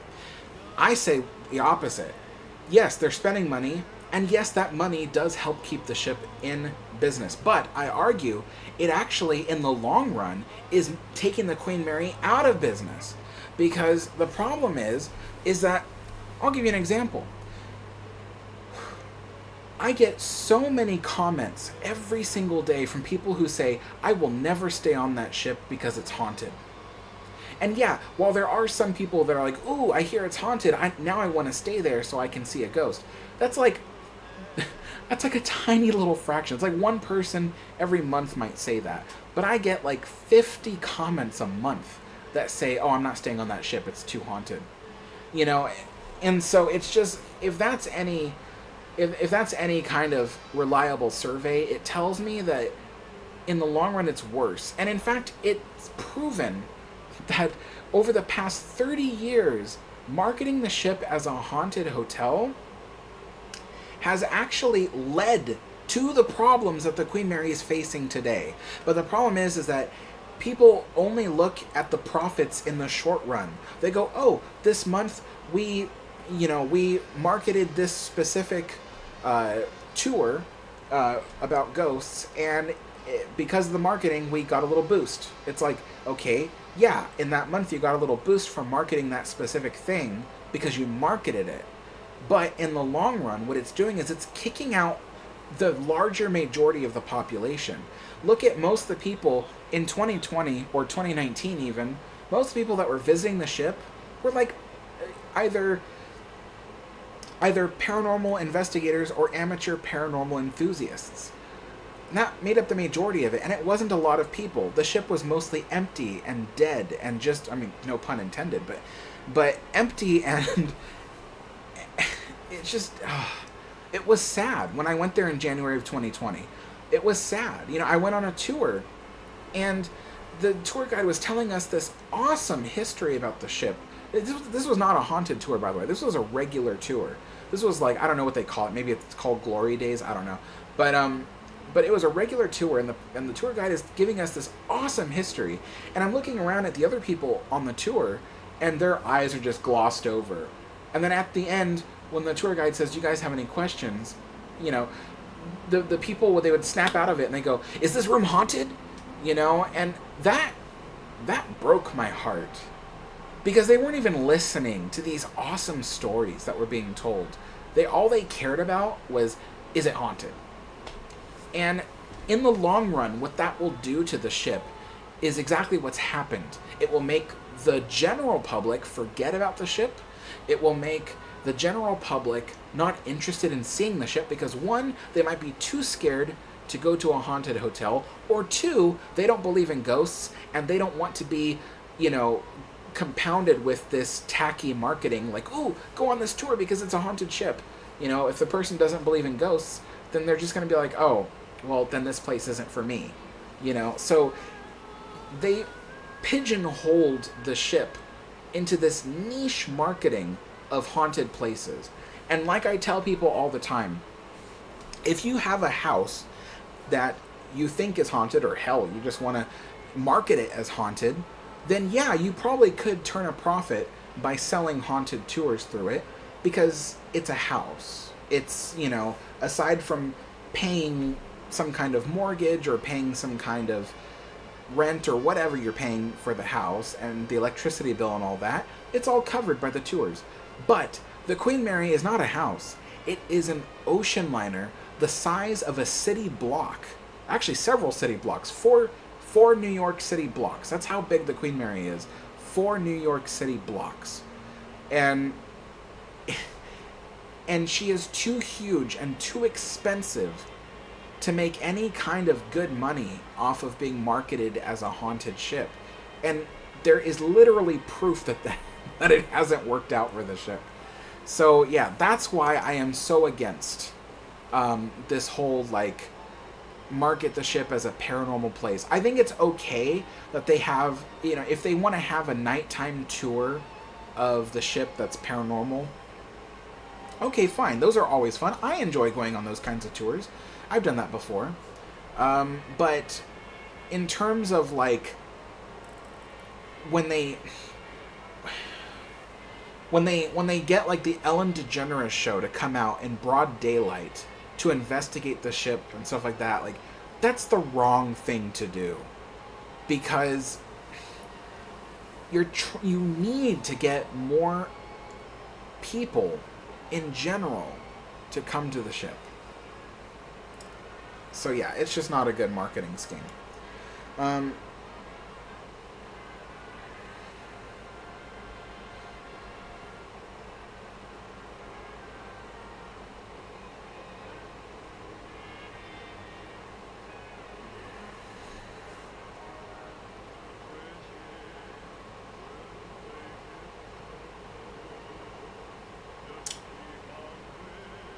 Arrow, are you asking about the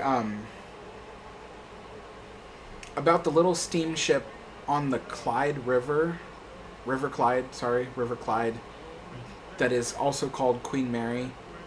Because if that's the one you're talking about, I don't know that I'll be able to make a video about that. But some people, when they say TS Queen Mary, they put TS because they think they're saying troop ship Queen Mary. And in that case, if we're talking about troop ship Queen Mary, I have a video about the Queen Mary in World War II.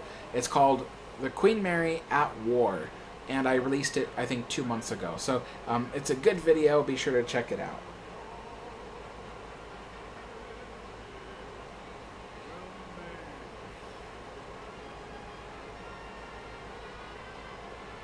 Raymond Legg says most ghost hunters are fake anyway.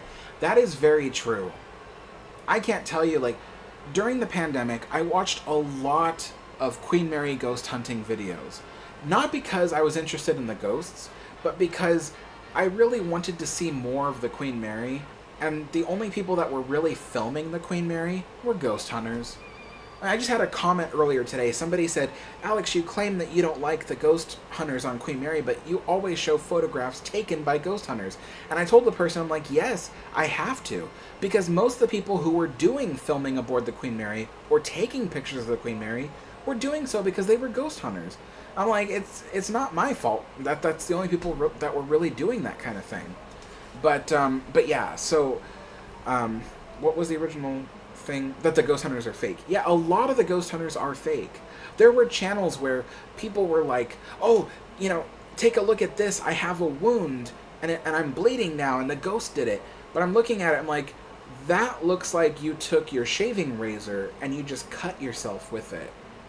I'm like, on purpose. Like you went, and I'm not going to say a specific body part because it might single out somebody. I don't want to do that. But there was a YouTuber who harmed a limb on their body with very obviously a shaving razor.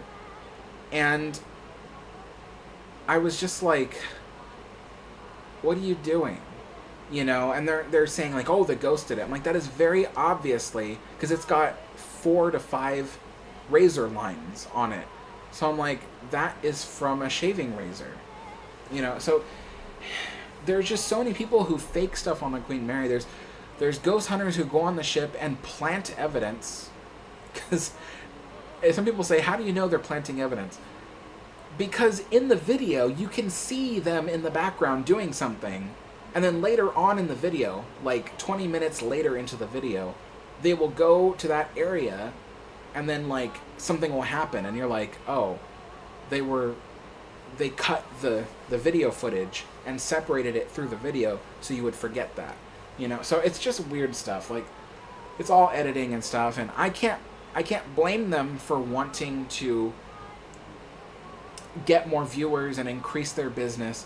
But at the same time, I'm not going to appreciate what they do. So, yeah. Geshrank, thank you so much for joining Senior Archivist. I know several people who won't even go to the Queen Mary because the ghost hunters running around annoy them. Yes. Right. Was it before the Queen Mary reopened in April? There was a luncheon that happened aboard the Queen, that happened outside the Queen Mary, and was it the marketing director who said it? And there was someone who works for the Queen Mary Hotel now that at the time said, to paraphrase, that they weren't going to allow the ghost hunters to walk around the ship anymore and bother the guests. And I was like, good. I'm so glad, because there were so many complaints. Like, you look at old Yelp reviews of the Queen Mary, and there's a lot of people there complaining like, oh, there's so many ghost hunters, and they knock on doors in the middle of the night hoping to get like some kind of reaction out of you. And it's awful. It's like, imagine trying to stay in a nice hotel and then you're being bothered all night by ghost hunters. It's just, yeah. So I was happy to see that the new management at Queen Mary is not going to tolerate that kind of thing. I'm really happy to hear that. So, gosh, this seat is so uncomfortable to sit on.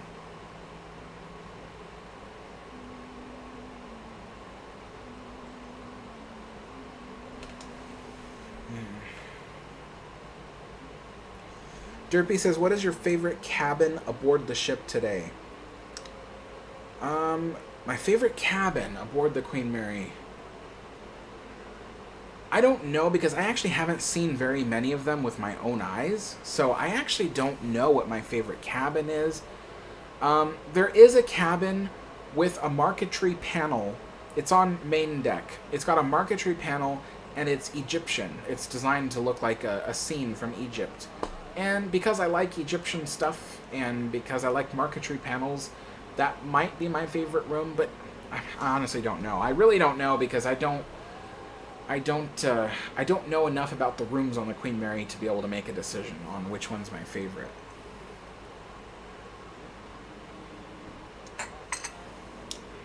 But Ozzy says, will they fix the crow's nest? I think eventually yes, but it's one of those things where it's like so low priority because it's like, who's gonna go up there, you know? So they're kind of like, they've got a whole lot of other fish to fry before they tackle something like fixing the crow's nest on the Queen Mary. Yeah.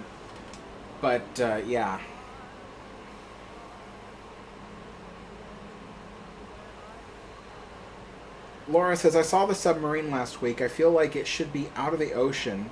It does not look like it's doing good. No, it's not. It's actually not salvageable. In my April repair update of the Queen Mary, the first thing I talk about is the submarine. If you guys have questions about the submarine and what's going on with it right now, that April update is still valid. It talks about what the situation is and why the submarine is there and what's going to happen to it. It's still valid because the news hasn't changed since April. So if you want to learn more about the submarine and what's going to happen to it, it's all detailed in my April update. But Mike says, you need a cushion on your seat. I know, I need like a cushion that's like a foot thick because honestly, like this seat has a cushion, but it's almost nothing. You know, it's too much to explain. But yeah, it's just not comfortable.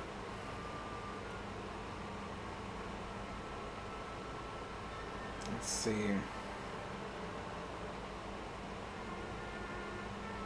Jeffrey says, is it true the story of Queen Mary being haunted were all started by Disney? No. What is true is that Disney was the first company to really market the ship as haunted. Disney overtook the lease of the Queen Mary when the Jack Rather company was bought out by Disney. And Disney said, basically, we don't need this ship. We don't want it. It came with the deal of buying out the company.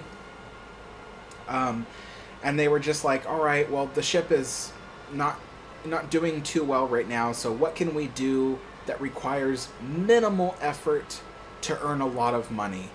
And so they said, ghosts. We'll market the ship as a haunted ship because, you know, ghost sightings don't cost any money.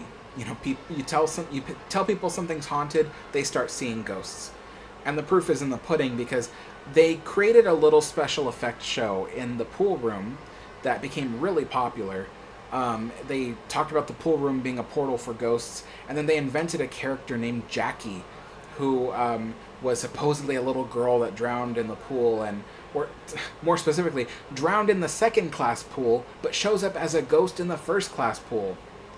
And they made up that kind of story, and the saying goes that if you tell someone a place is haunted, they're very likely going to see a ghost. And true enough, there are people to this day who will try to film the pool room, and then they go, oh, I caught Jackie on the video. And it's like, how? She was made up by Disney. You know, like, it's like, you know, it's like, how could you possibly find the ghost of a Disney character? Anyway, but the point is that there was a little bit of truth to the fact that the ship was already haunted. Towards the end of the Queen Mary's career, especially when she first opened in the 1970s as a hotel and museum and convention center, there were housekeepers and regular hotel operators who had noticed things about the ship, you know, taps on the shoulder, hearing voices, seeing people in the corner of their eye, shadow figures, that kind of stuff. That was kind of already known aboard the Queen Mary.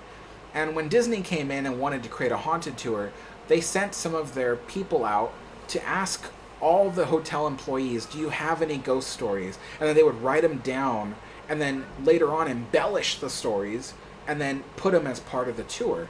So For instance, the lady in white that people often claim they see aboard the ship probably started off as a real ghost story, like someone thought they saw somebody in the corner of their eye, but through the embellishing of it over the years, it's grown to become her own character, which probably isn't even at all accurate. So it's things like that. But the ship was known to be a little bit haunted in the early 1970s. The only story of a paranormal experience aboard the ship before the ship's retirement that I've ever heard of would have to be a woman who stayed in one of the rooms that existed in the space where the current room B340 is today. That it's a little bit confusing, so try to, follow along. Supposedly, the story goes that the woman stayed in that room that existed before room B340 ever existed. It was a different number, and it was a smaller room. And it's said that when she was sleeping in her bed, and she woke up to seeing a man standing at the foot of her bed, and he had red eyes, and he pulled the covers off of her. And so there was, in truth, a report from a passenger on the ship who said that she saw a man with red eyes standing at the foot of her bed who pulled the covers off of her. But the room she was staying in was not where room B340 was. It was on the other side of the ship.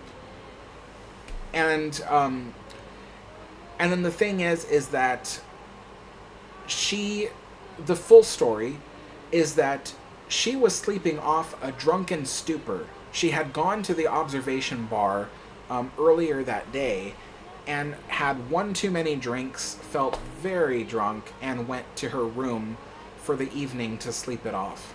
So she was probably still very drunk when she saw that. And so there's really no telling if her story can be at all believable. But that is the only paranormal story that exists prior to the ship becoming a hotel.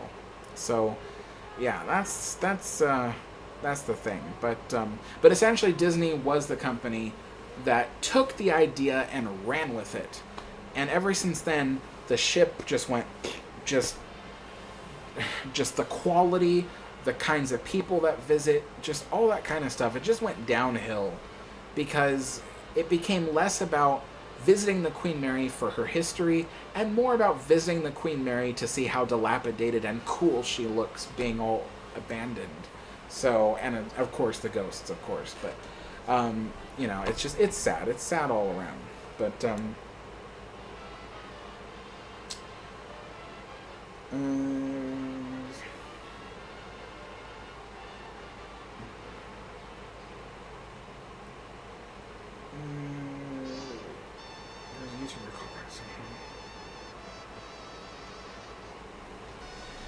Air Eero says, there is a YouTuber called Bright Sun Films that did a well-made documentary on Queen Mary. He also has a channel dedicated to visiting hotels. He should make a video on Queen Mary hotel room.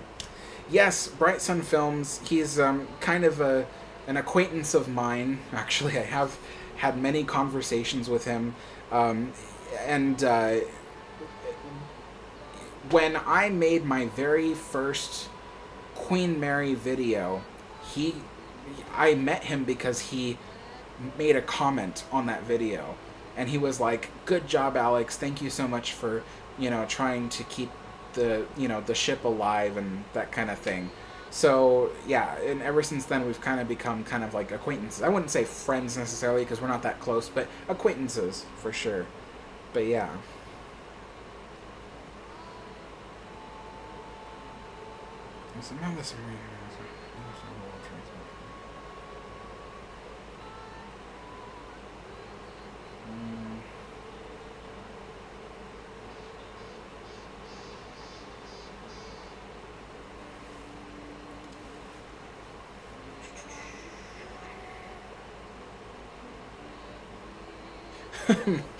Mark is like, oh dear, Jackie hunters are like sheep. Oh, goodness.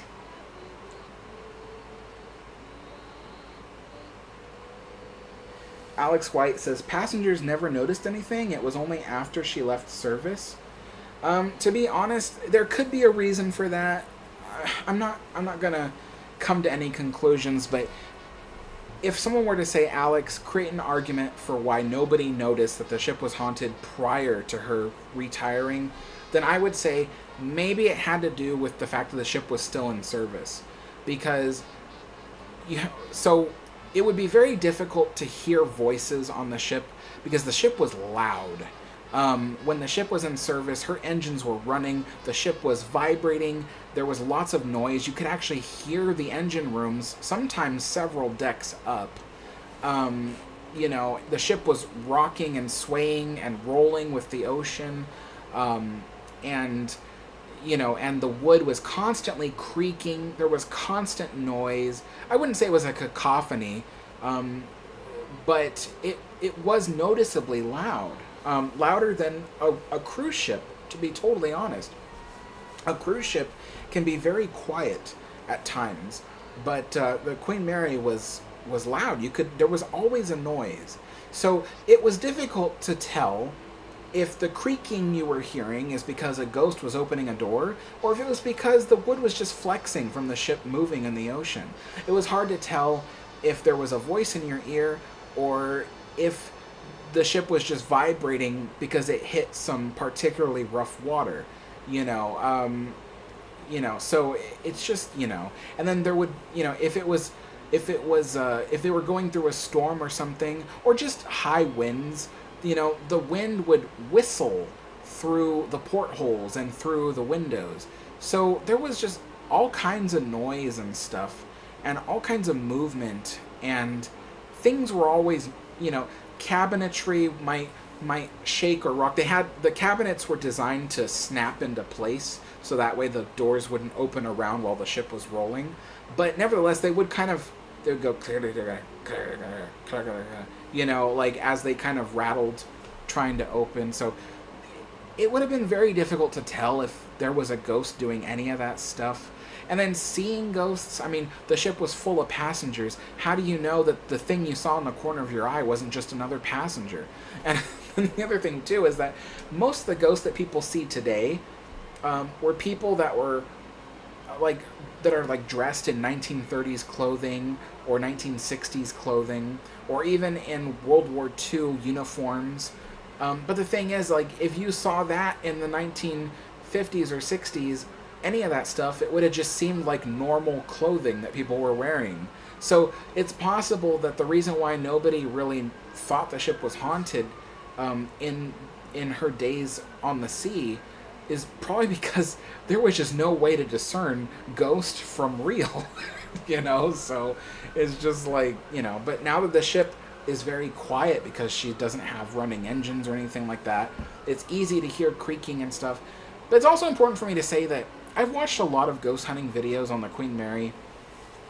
Most of the time when people think that they hear a bang or creaking, it's just the ship flexing from the heat of the day, from the water, just it being on the water. The tide is going up or going up or going down, so the ship will move when that happens.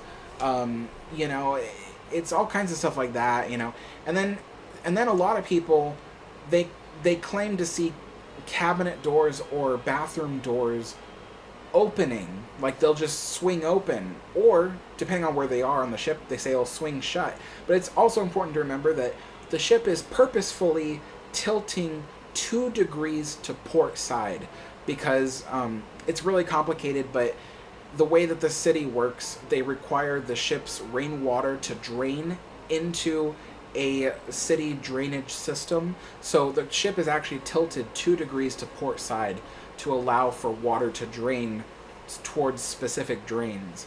And so because the ship is tilted, if you're on the port side of the ship, you might notice bathroom doors or cabinetry opening. If you're on the starboard side of the ship, you might notice bathroom doors or cabinetry closing.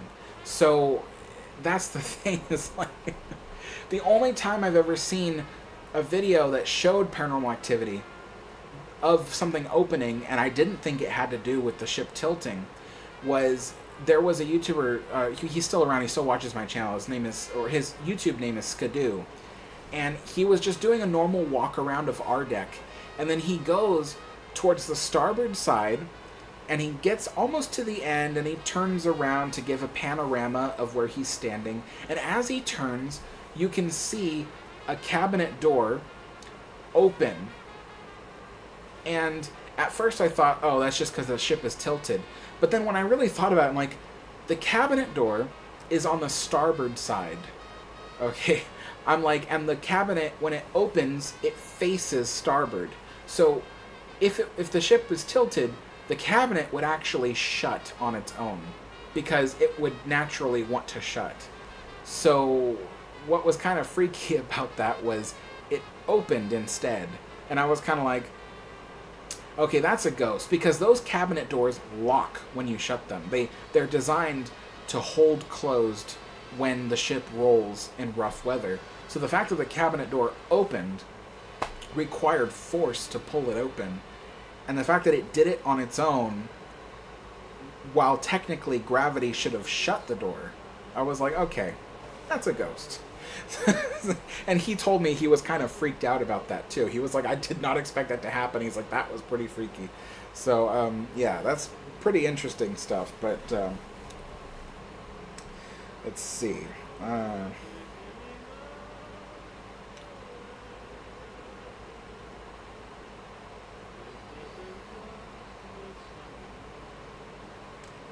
So Gishmake says he didn't enjoy the food on the Queen Mary. Yeah, I mean, I've only had one meal aboard the Queen Mary ever, and that was, I had chicken and waffles in January of 2020 during my last visit. I had chicken and waffles on the ship, and I enjoyed it. The chicken was crispy, it was well seasoned, the waffle was nice and crunchy, and yeah, the meal, I mean, it was very simple, but I enjoyed it. Everything was cooked really, really well. And I hear a lot of people tell me that the food on the ship is really good. So this is kind of the first I'm hearing that it's bad, and that it's bad, or that it's as bad as it was before the pandemic as well. So that is news to me. But I do know that you know, if the ship was definitely more visited, I think the food would improve. I think what happens is when a place is not as busy as it should be, the job can be a bit boring, and so details get overlooked during the cooking process, and so that could be a reason why the food just wasn't that good. But hopefully it does get better, because you know, the ship will need good food to keep people on board. So hopefully they do improve that. Hurricane Hillary affect the Queen Mary. So Transportation Fan, yes, I mentioned the effects of Hurricane Hillary in my most recent update of the Queen Mary, which I posted it Sunday. What's today? Tuesday. So yeah, I posted it on Sunday, and I mentioned the effects of Hurricane Hillary on the Queen Mary. But let's see.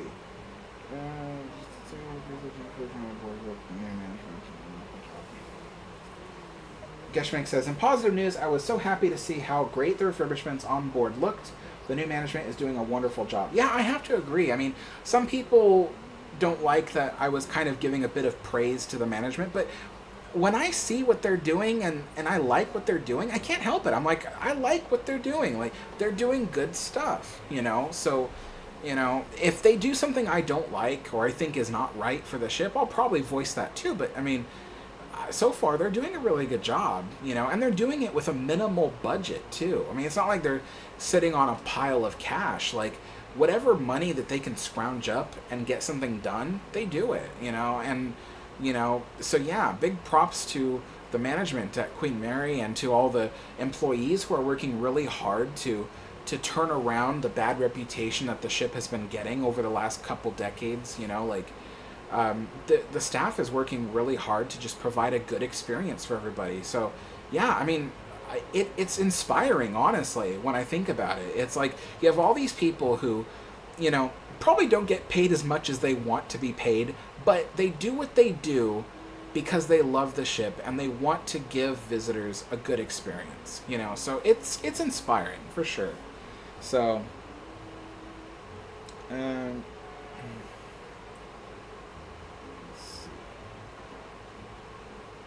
Raymond legs. Yeah. Yeah, they can be loud. Playing subtle engine hums.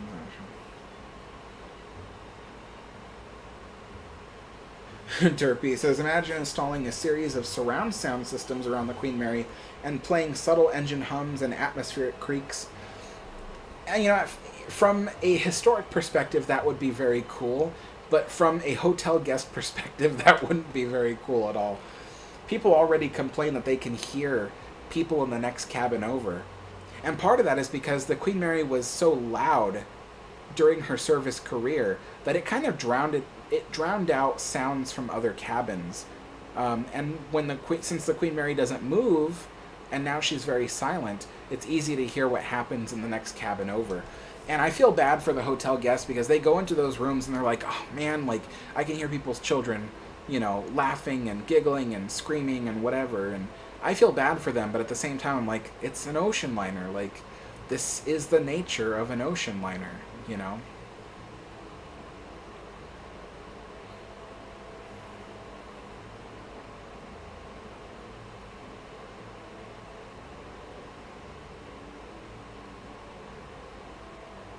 Yeah, I can't repeat the story, but Mark Hooper's story, yeah, I've been told that the ship in the past has been used as kind of like a lover's lane, even though I can't imagine people spending that much money to go to the Queen Mary to do that deed.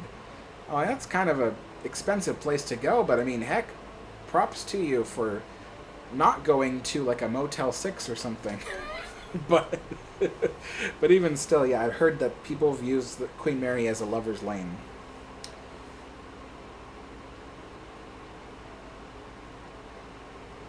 Geshmank says, how do they tile the Queen Mary? I assume they tilt the ship with the mooring lines? Oh, you're asking, like how do they tilt the ship? So they use the ballast. So the ship has three different, well, let's just simplify it. The ship has two different kinds of ballast. The bottom-most tanks of the ship, like the ones between the double bottom keel, are filled with drilling mud. Mud because it's easier to pump out when they need to pump it out. They just fill it with water, mix it up, and then pump it all out.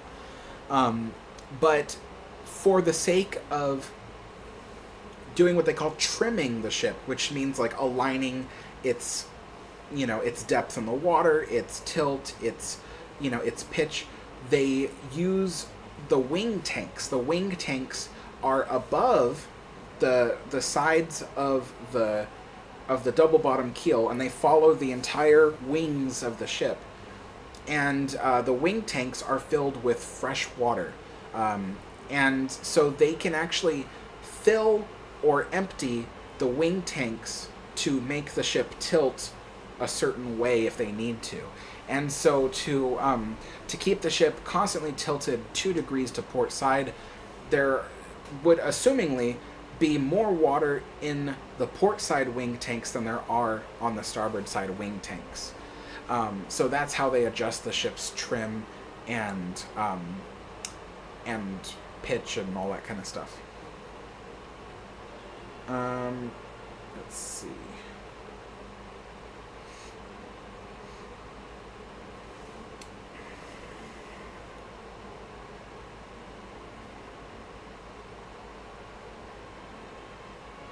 K4 Arne says, do they still do Sunday champagne brunch? I drink too much, but it was fun.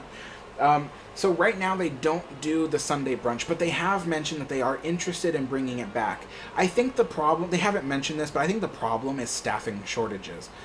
Right now, all over the United States, I don't know if it's the same way in other countries, but in the United States, we're actually having a major employment problem because there are tons of job openings open, but people, for one reason or another, are not being hired.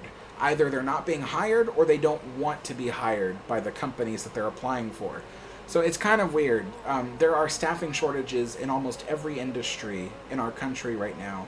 And the Queen Mary is facing that same problem. They have lots of positions to fill, but nobody to fill them. Yeah, so it's, yeah. So I think they want the Sunday brunch to return. They've said that they want it to return, but they just don't have the staffing for it, you know. So, which is kind of sad, because the Sunday brunch was a big deal. Everybody loved it. Everybody loved it. I've always wanted to try it too, but yeah.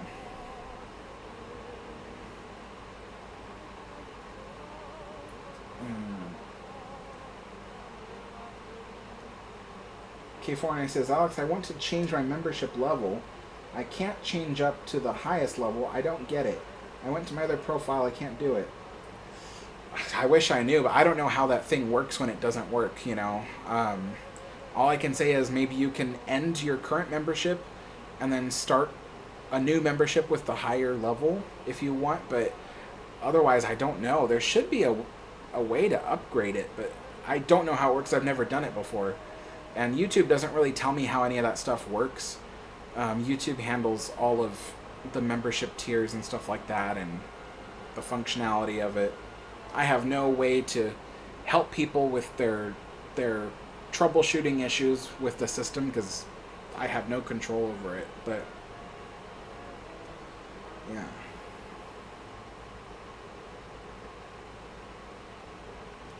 Air Arrow says they should move the 40 theater to where the 1940s cinema used to be. That way they could bring back the second class pool once they have the funds and time to do it. The thing about moving the 4D theater to the area where the cinema used to be is that the cinema is now the kitchens and the restaurant to Chelsea's Chowder House and Promenade Cafe. So both of those restaurants would be affected if you removed the kitchens to put a 4D theater there. Plus the other thing too is if you saw the cinema that Queen Mary had, it was very long and very narrow, and the screen was like small. The screen was really, really small, so it would not work well as a 4D theater because it's only like 8 seats wide at most, and it was like 100 feet long. It was ridiculous. 100 feet might be a lot. Maybe it was 75 feet, but still, it was very long and narrow room, and it didn't. It sucked as a cinema, and it'll suck as a 4D theater. So I don't think that it would work.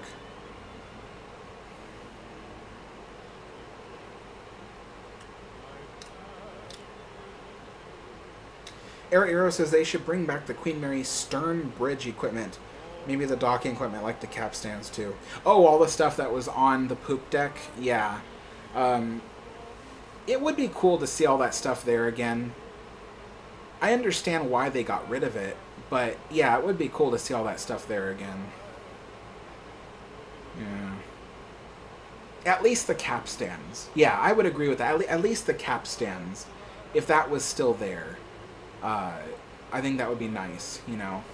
The capstans and maybe the little dome, because there was a hatch for the steering gear room to allow fresh air, you know, to exchange, and the hatch went all the way up, and then it stopped at a little steel dome on the poop deck, and if that was back again, that would be cool, but.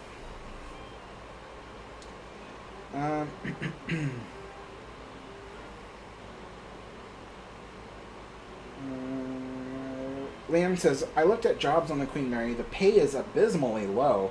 For some of the lower paid jobs, 70% plus of your pay would go to rent in LA. Absolutely. Yeah, the cost of living in Southern California has skyrocketed. They say that the cost of living in Southern California is 58% higher than the national average, which is pretty crazy. Where I live, the cost of living is, I think, 23% higher than the national average, which is pretty high, but still, Southern California is significantly higher. It's part of the reason why I can't live there anymore. It's more expensive than any amount of money you could make doing regular, working class jobs. And so, yeah, I think that's one of the things that people complain about, that, people are saying like, oh, well, a job at McDonald's shouldn't pay a lot of money because it's McDonald's. It's like, I get what you're saying, but this isn't like, the middle of nowhere in Kansas or something. This is LA. Like, you're expected to work so many hours a day that you actually can't hold down a second job. You are forced to stay in that one job, and then that one job doesn't pay enough for you to live in LA. So it's like it's an impossible scenario. Like, you're expected to work overtime at a lot of these jobs, and you can't get another one to support yourself. So I had that problem when I worked for Disney. They paid so low that most people would just say, oh, we'll get a second job. But the thing about Disney was that they made me work such odd hours that I actually couldn't get another job, because other jobs were like, well, we need you during working hours. And Disney was like, no, we need you in between working hours. So, not in between working hours, but like just overlapping through any other job. So I was forced to stay only at Disney. And Disney didn't pay enough for me to live. That was during the days when I worked at Disney. But I worked for several other companies after that. And I was always paid abysmally low. I was, one time, so we have these restaurants that, it's a famous San Francisco baking company called Bodine Sourdough. It started off in San Francisco. It's famous in San Francisco, but believe it or not, there are chains of them in Southern California. And there's, I think, at the time when I worked for them, there were 5 stores in total in Southern California. And the store I worked at baked all the bread for the other stores in the area. We were what they called a mother house, because we baked all the bread for the other stores. And I was a baker there. And the thing was that they had people that did the grunt work. They did the regular sourdough. But they needed someone who did specialty breads, seasonal flavors, shapes. They do all these famous shapes like teddy bears, crocodiles, tortoises, that kind of thing like that. You bake those shapes. They need someone skilled who can do that stuff and do it all by hand, because the machines are for baking the regular sourdough. So I was hired because of my experience, my training in culinary school. I did that, but I was the only one there that did that. I was the only one. So I would go there every day at 11 o'clock at night. I'd work all the way through to the early morning. I think I was there till just after the restaurant opened in the morning. And man, I could not get any other job because of that. And yet I was not paid enough. Just not paid, it was ridiculously low. I was like, this is impossible. It's impossible. So, but I did love working for Bodine. Like, I often tell people, like, even though I didn't get paid enough, I loved Bodine. It was a good company. They cared about their employees. They just couldn't pay them enough. So yeah, let's see.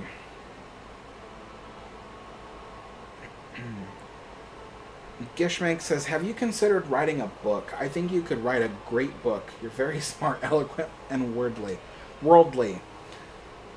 If you're asking about like a book about history or something, no. Ironically, my choice of medium for telling history is videos. But I have been working most of my life on a fictional novel. And every time I complete the novel, I'm not happy with it. I end up rewriting it. And right now I'm starting over from scratch again on my novel and trying to rewrite it in a way that I think will work.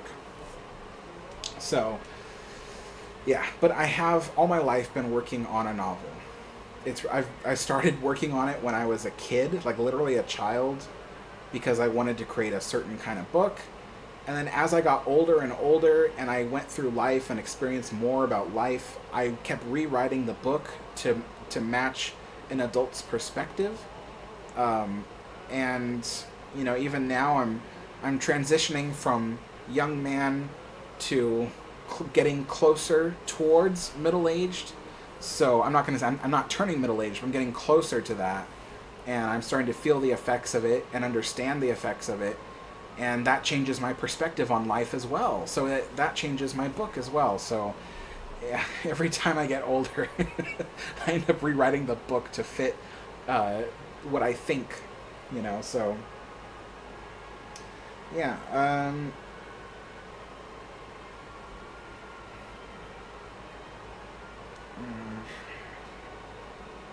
Derpy says, are there any artifacts from Queen Elizabeth aboard the Queen Mary?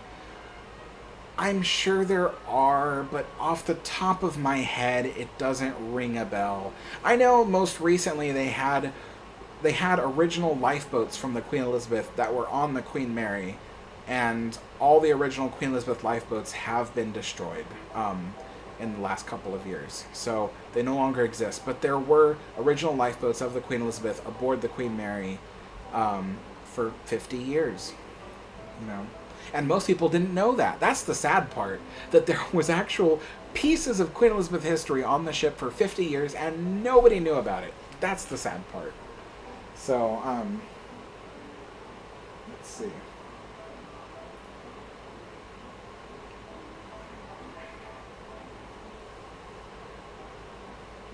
Ariero says, I've been to the Magic Kingdom and Hong Kong Disneyland. I wanted to go to Disneyland California. With the ridiculous price spikes and awful experiences other people had, I'm having second thoughts. I don't want to discourage you from going to Disneyland. Disneyland, in my opinion, is the best of the Magic Kingdom style theme parks that Disney has, because it's the original. It's got more detail. It's got way more stuff to do, all jam-packed in a small park that's easy to walk around and get around. But at the same time, I can't see myself going there because it is very frustrating, very expensive. My friends, they still film videos in the Disney parks, and I saw, a recent video, and they charge people a premium price for what they call Lightning Lane, where you get to, skip the line. Right? That's the whole point of Lightning Lane. But Lightning Lane is so popular that you just end up sitting in a different line. You end up standing in a different line that is super long, and yet you paid for not standing in a line. So it's just kind of it's so ridiculously busy. And it's just too much. For me, at least. Mark says, yes, really enjoying the stream. Great conversation. I know, I've been sitting here for 2.5 hours, and I'm like, maybe I should, end the stream, but I'm having too much fun. K4RNA, thank you so much for the donation. I will lose my 1-year badge if I change levels, so I will just donate. Cheers. Eat your cookie. Thanks. I'll do that right now. I'm out of tea, so I'm just going to eat it.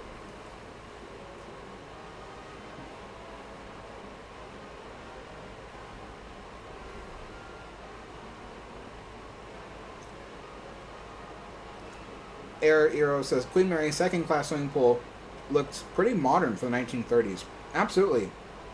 It looks really, really modern.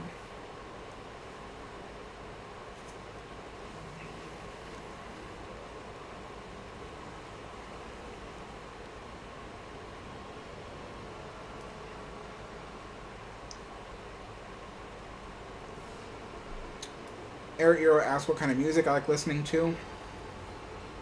Probably easier to name what music I don't like listening to. I don't like listening to rap, hip-hop, or,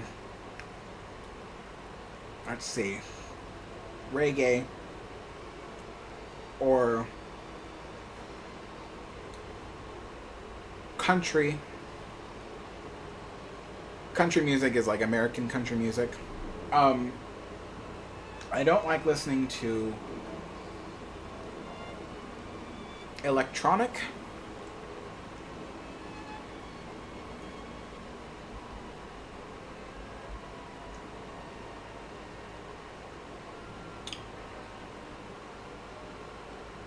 I don't like heavy metal.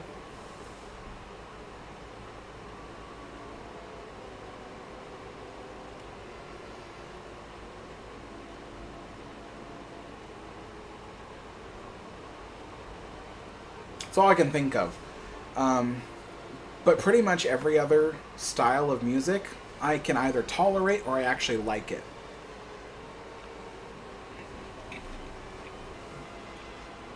When I hear jazz, I like listening to jazz. I also like Zydeco music. I also like, oh, I like jazz, but I don't like blues. Blues because it makes me too sad. Which I know is kind of the point, but blues is way too sad for me.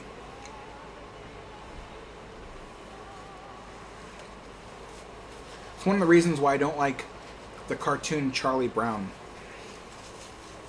People are like, oh, how could you not like Charlie Brown? It has jazz music. I'm like, no. Charlie Brown has blues. I'm like, and when I watch Charlie Brown, the music makes me so depressed. I'm like, I just can't watch it. They're like, what about the Christmas one? It's so happy. I'm like, it doesn't sound happy. It sounds depressing.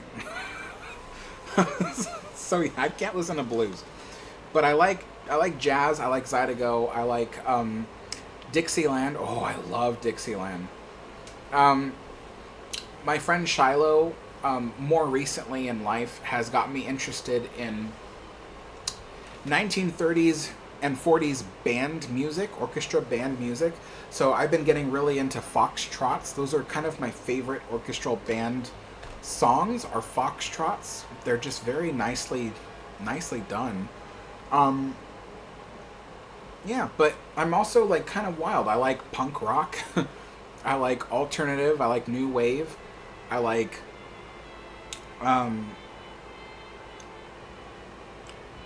some rock and roll.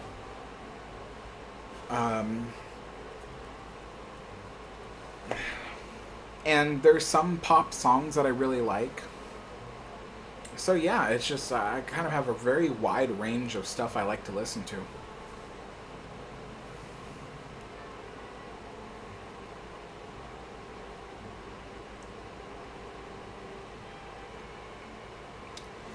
Brian, it's good to hear from you. I'm glad you liked the video, but I hope that whatever you're going through, I hope that you get well soon, okay?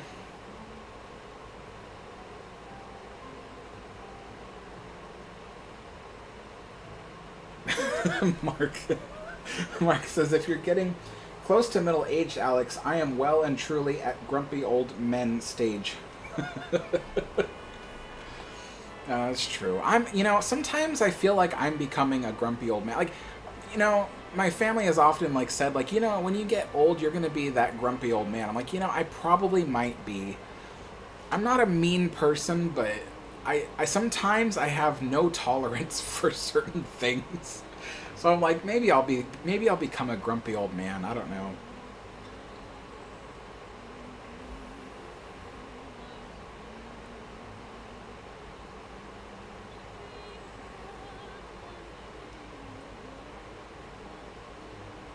Oh, thank you, Geshmik.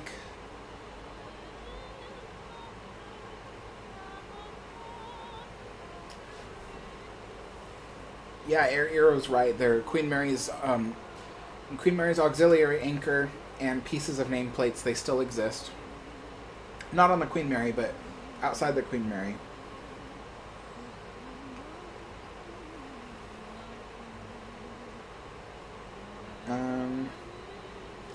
K4RNA says my favorite music is 80s music. Absolutely. If I had to put all of the music I like in a spectrum of history of years, the majority of all the music I like is in the 80s. Seriously, I like so many bands and music from the 80s. Some of my favorites are The Cure, Depeche Mode. I like The Smiths, Morrissey as well. Susie and the Banshees, Duran Duran. just, oh my god, just so many. I could just keep naming them all. But yeah, it's just so many. I like all that kind of stuff, so yeah.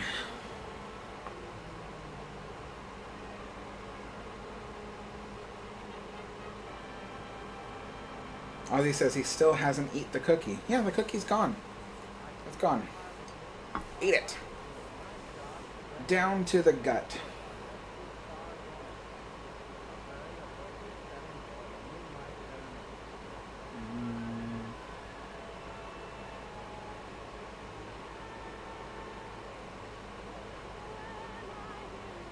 Ariero says, I heard that there were some fittings from the 1938 Mauritania installed in a mall department store. It was torn down in 2001, and no one knows what happened to those fittings. Oh my goodness.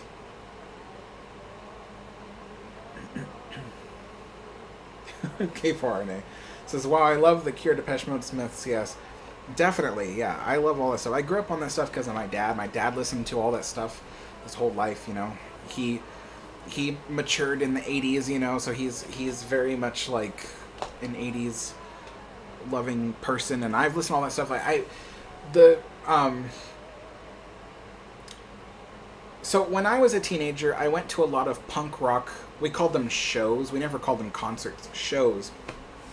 They were like little underground places when I grew up, and I watched a lot of that. But when it comes to concerts, I've only been to 2 concerts in my life, and both of those were to see The Cure, and I went to see them with my dad. So I wouldn't say, like, in the 2010s, I went to see The Cure in Santa Barbara in California, and then earlier this year, a couple months ago, The Cure came to Portland, Oregon, where I live.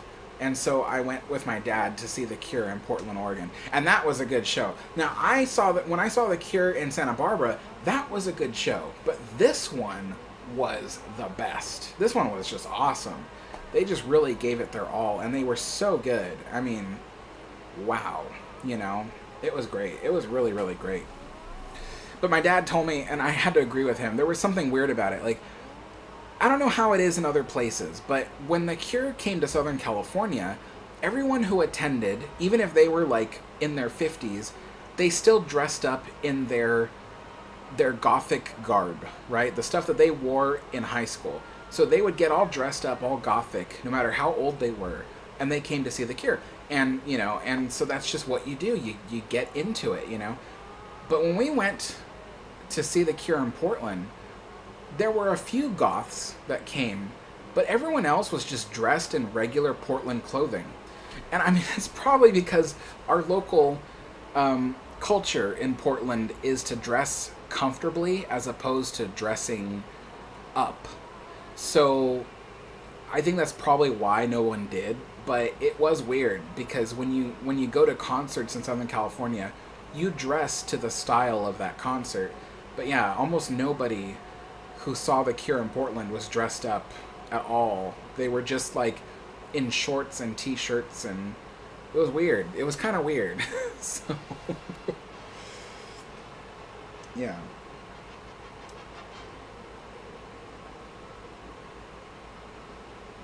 Let's see. Oh man. Yeah, I should end the live stream. It's been 2 hours and 40 minutes.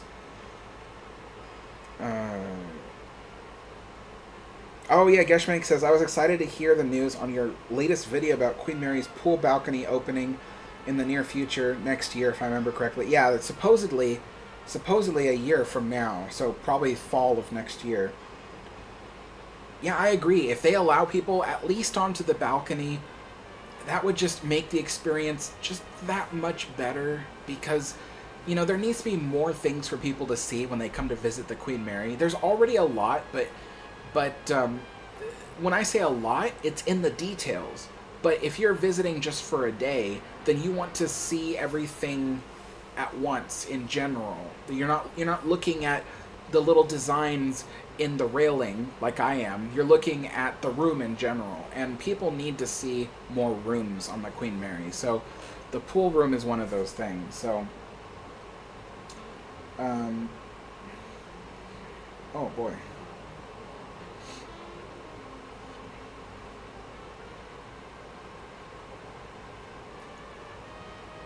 Okay, alright folks, I'm gonna get going because I've been here for 2 hours and 40 minutes and I can't even feel my butt anymore. It is just so numb at this point. So anyway, thank you guys so much for joining me. I'll see you for tea time on Tuesday next week. And just expect videos to be published, like history videos to be published on Fridays or Saturdays. Sundays at the latest. But weekends, basically. So just keep an eye out for that, because I know a lot of people don't have notifications turned on the channel, which is fine, but expect to see videos from me on those times. It may not always be about ships, but you might still enjoy it. So anyway, thanks everyone for watching, and I will see you all next time. Bye-bye.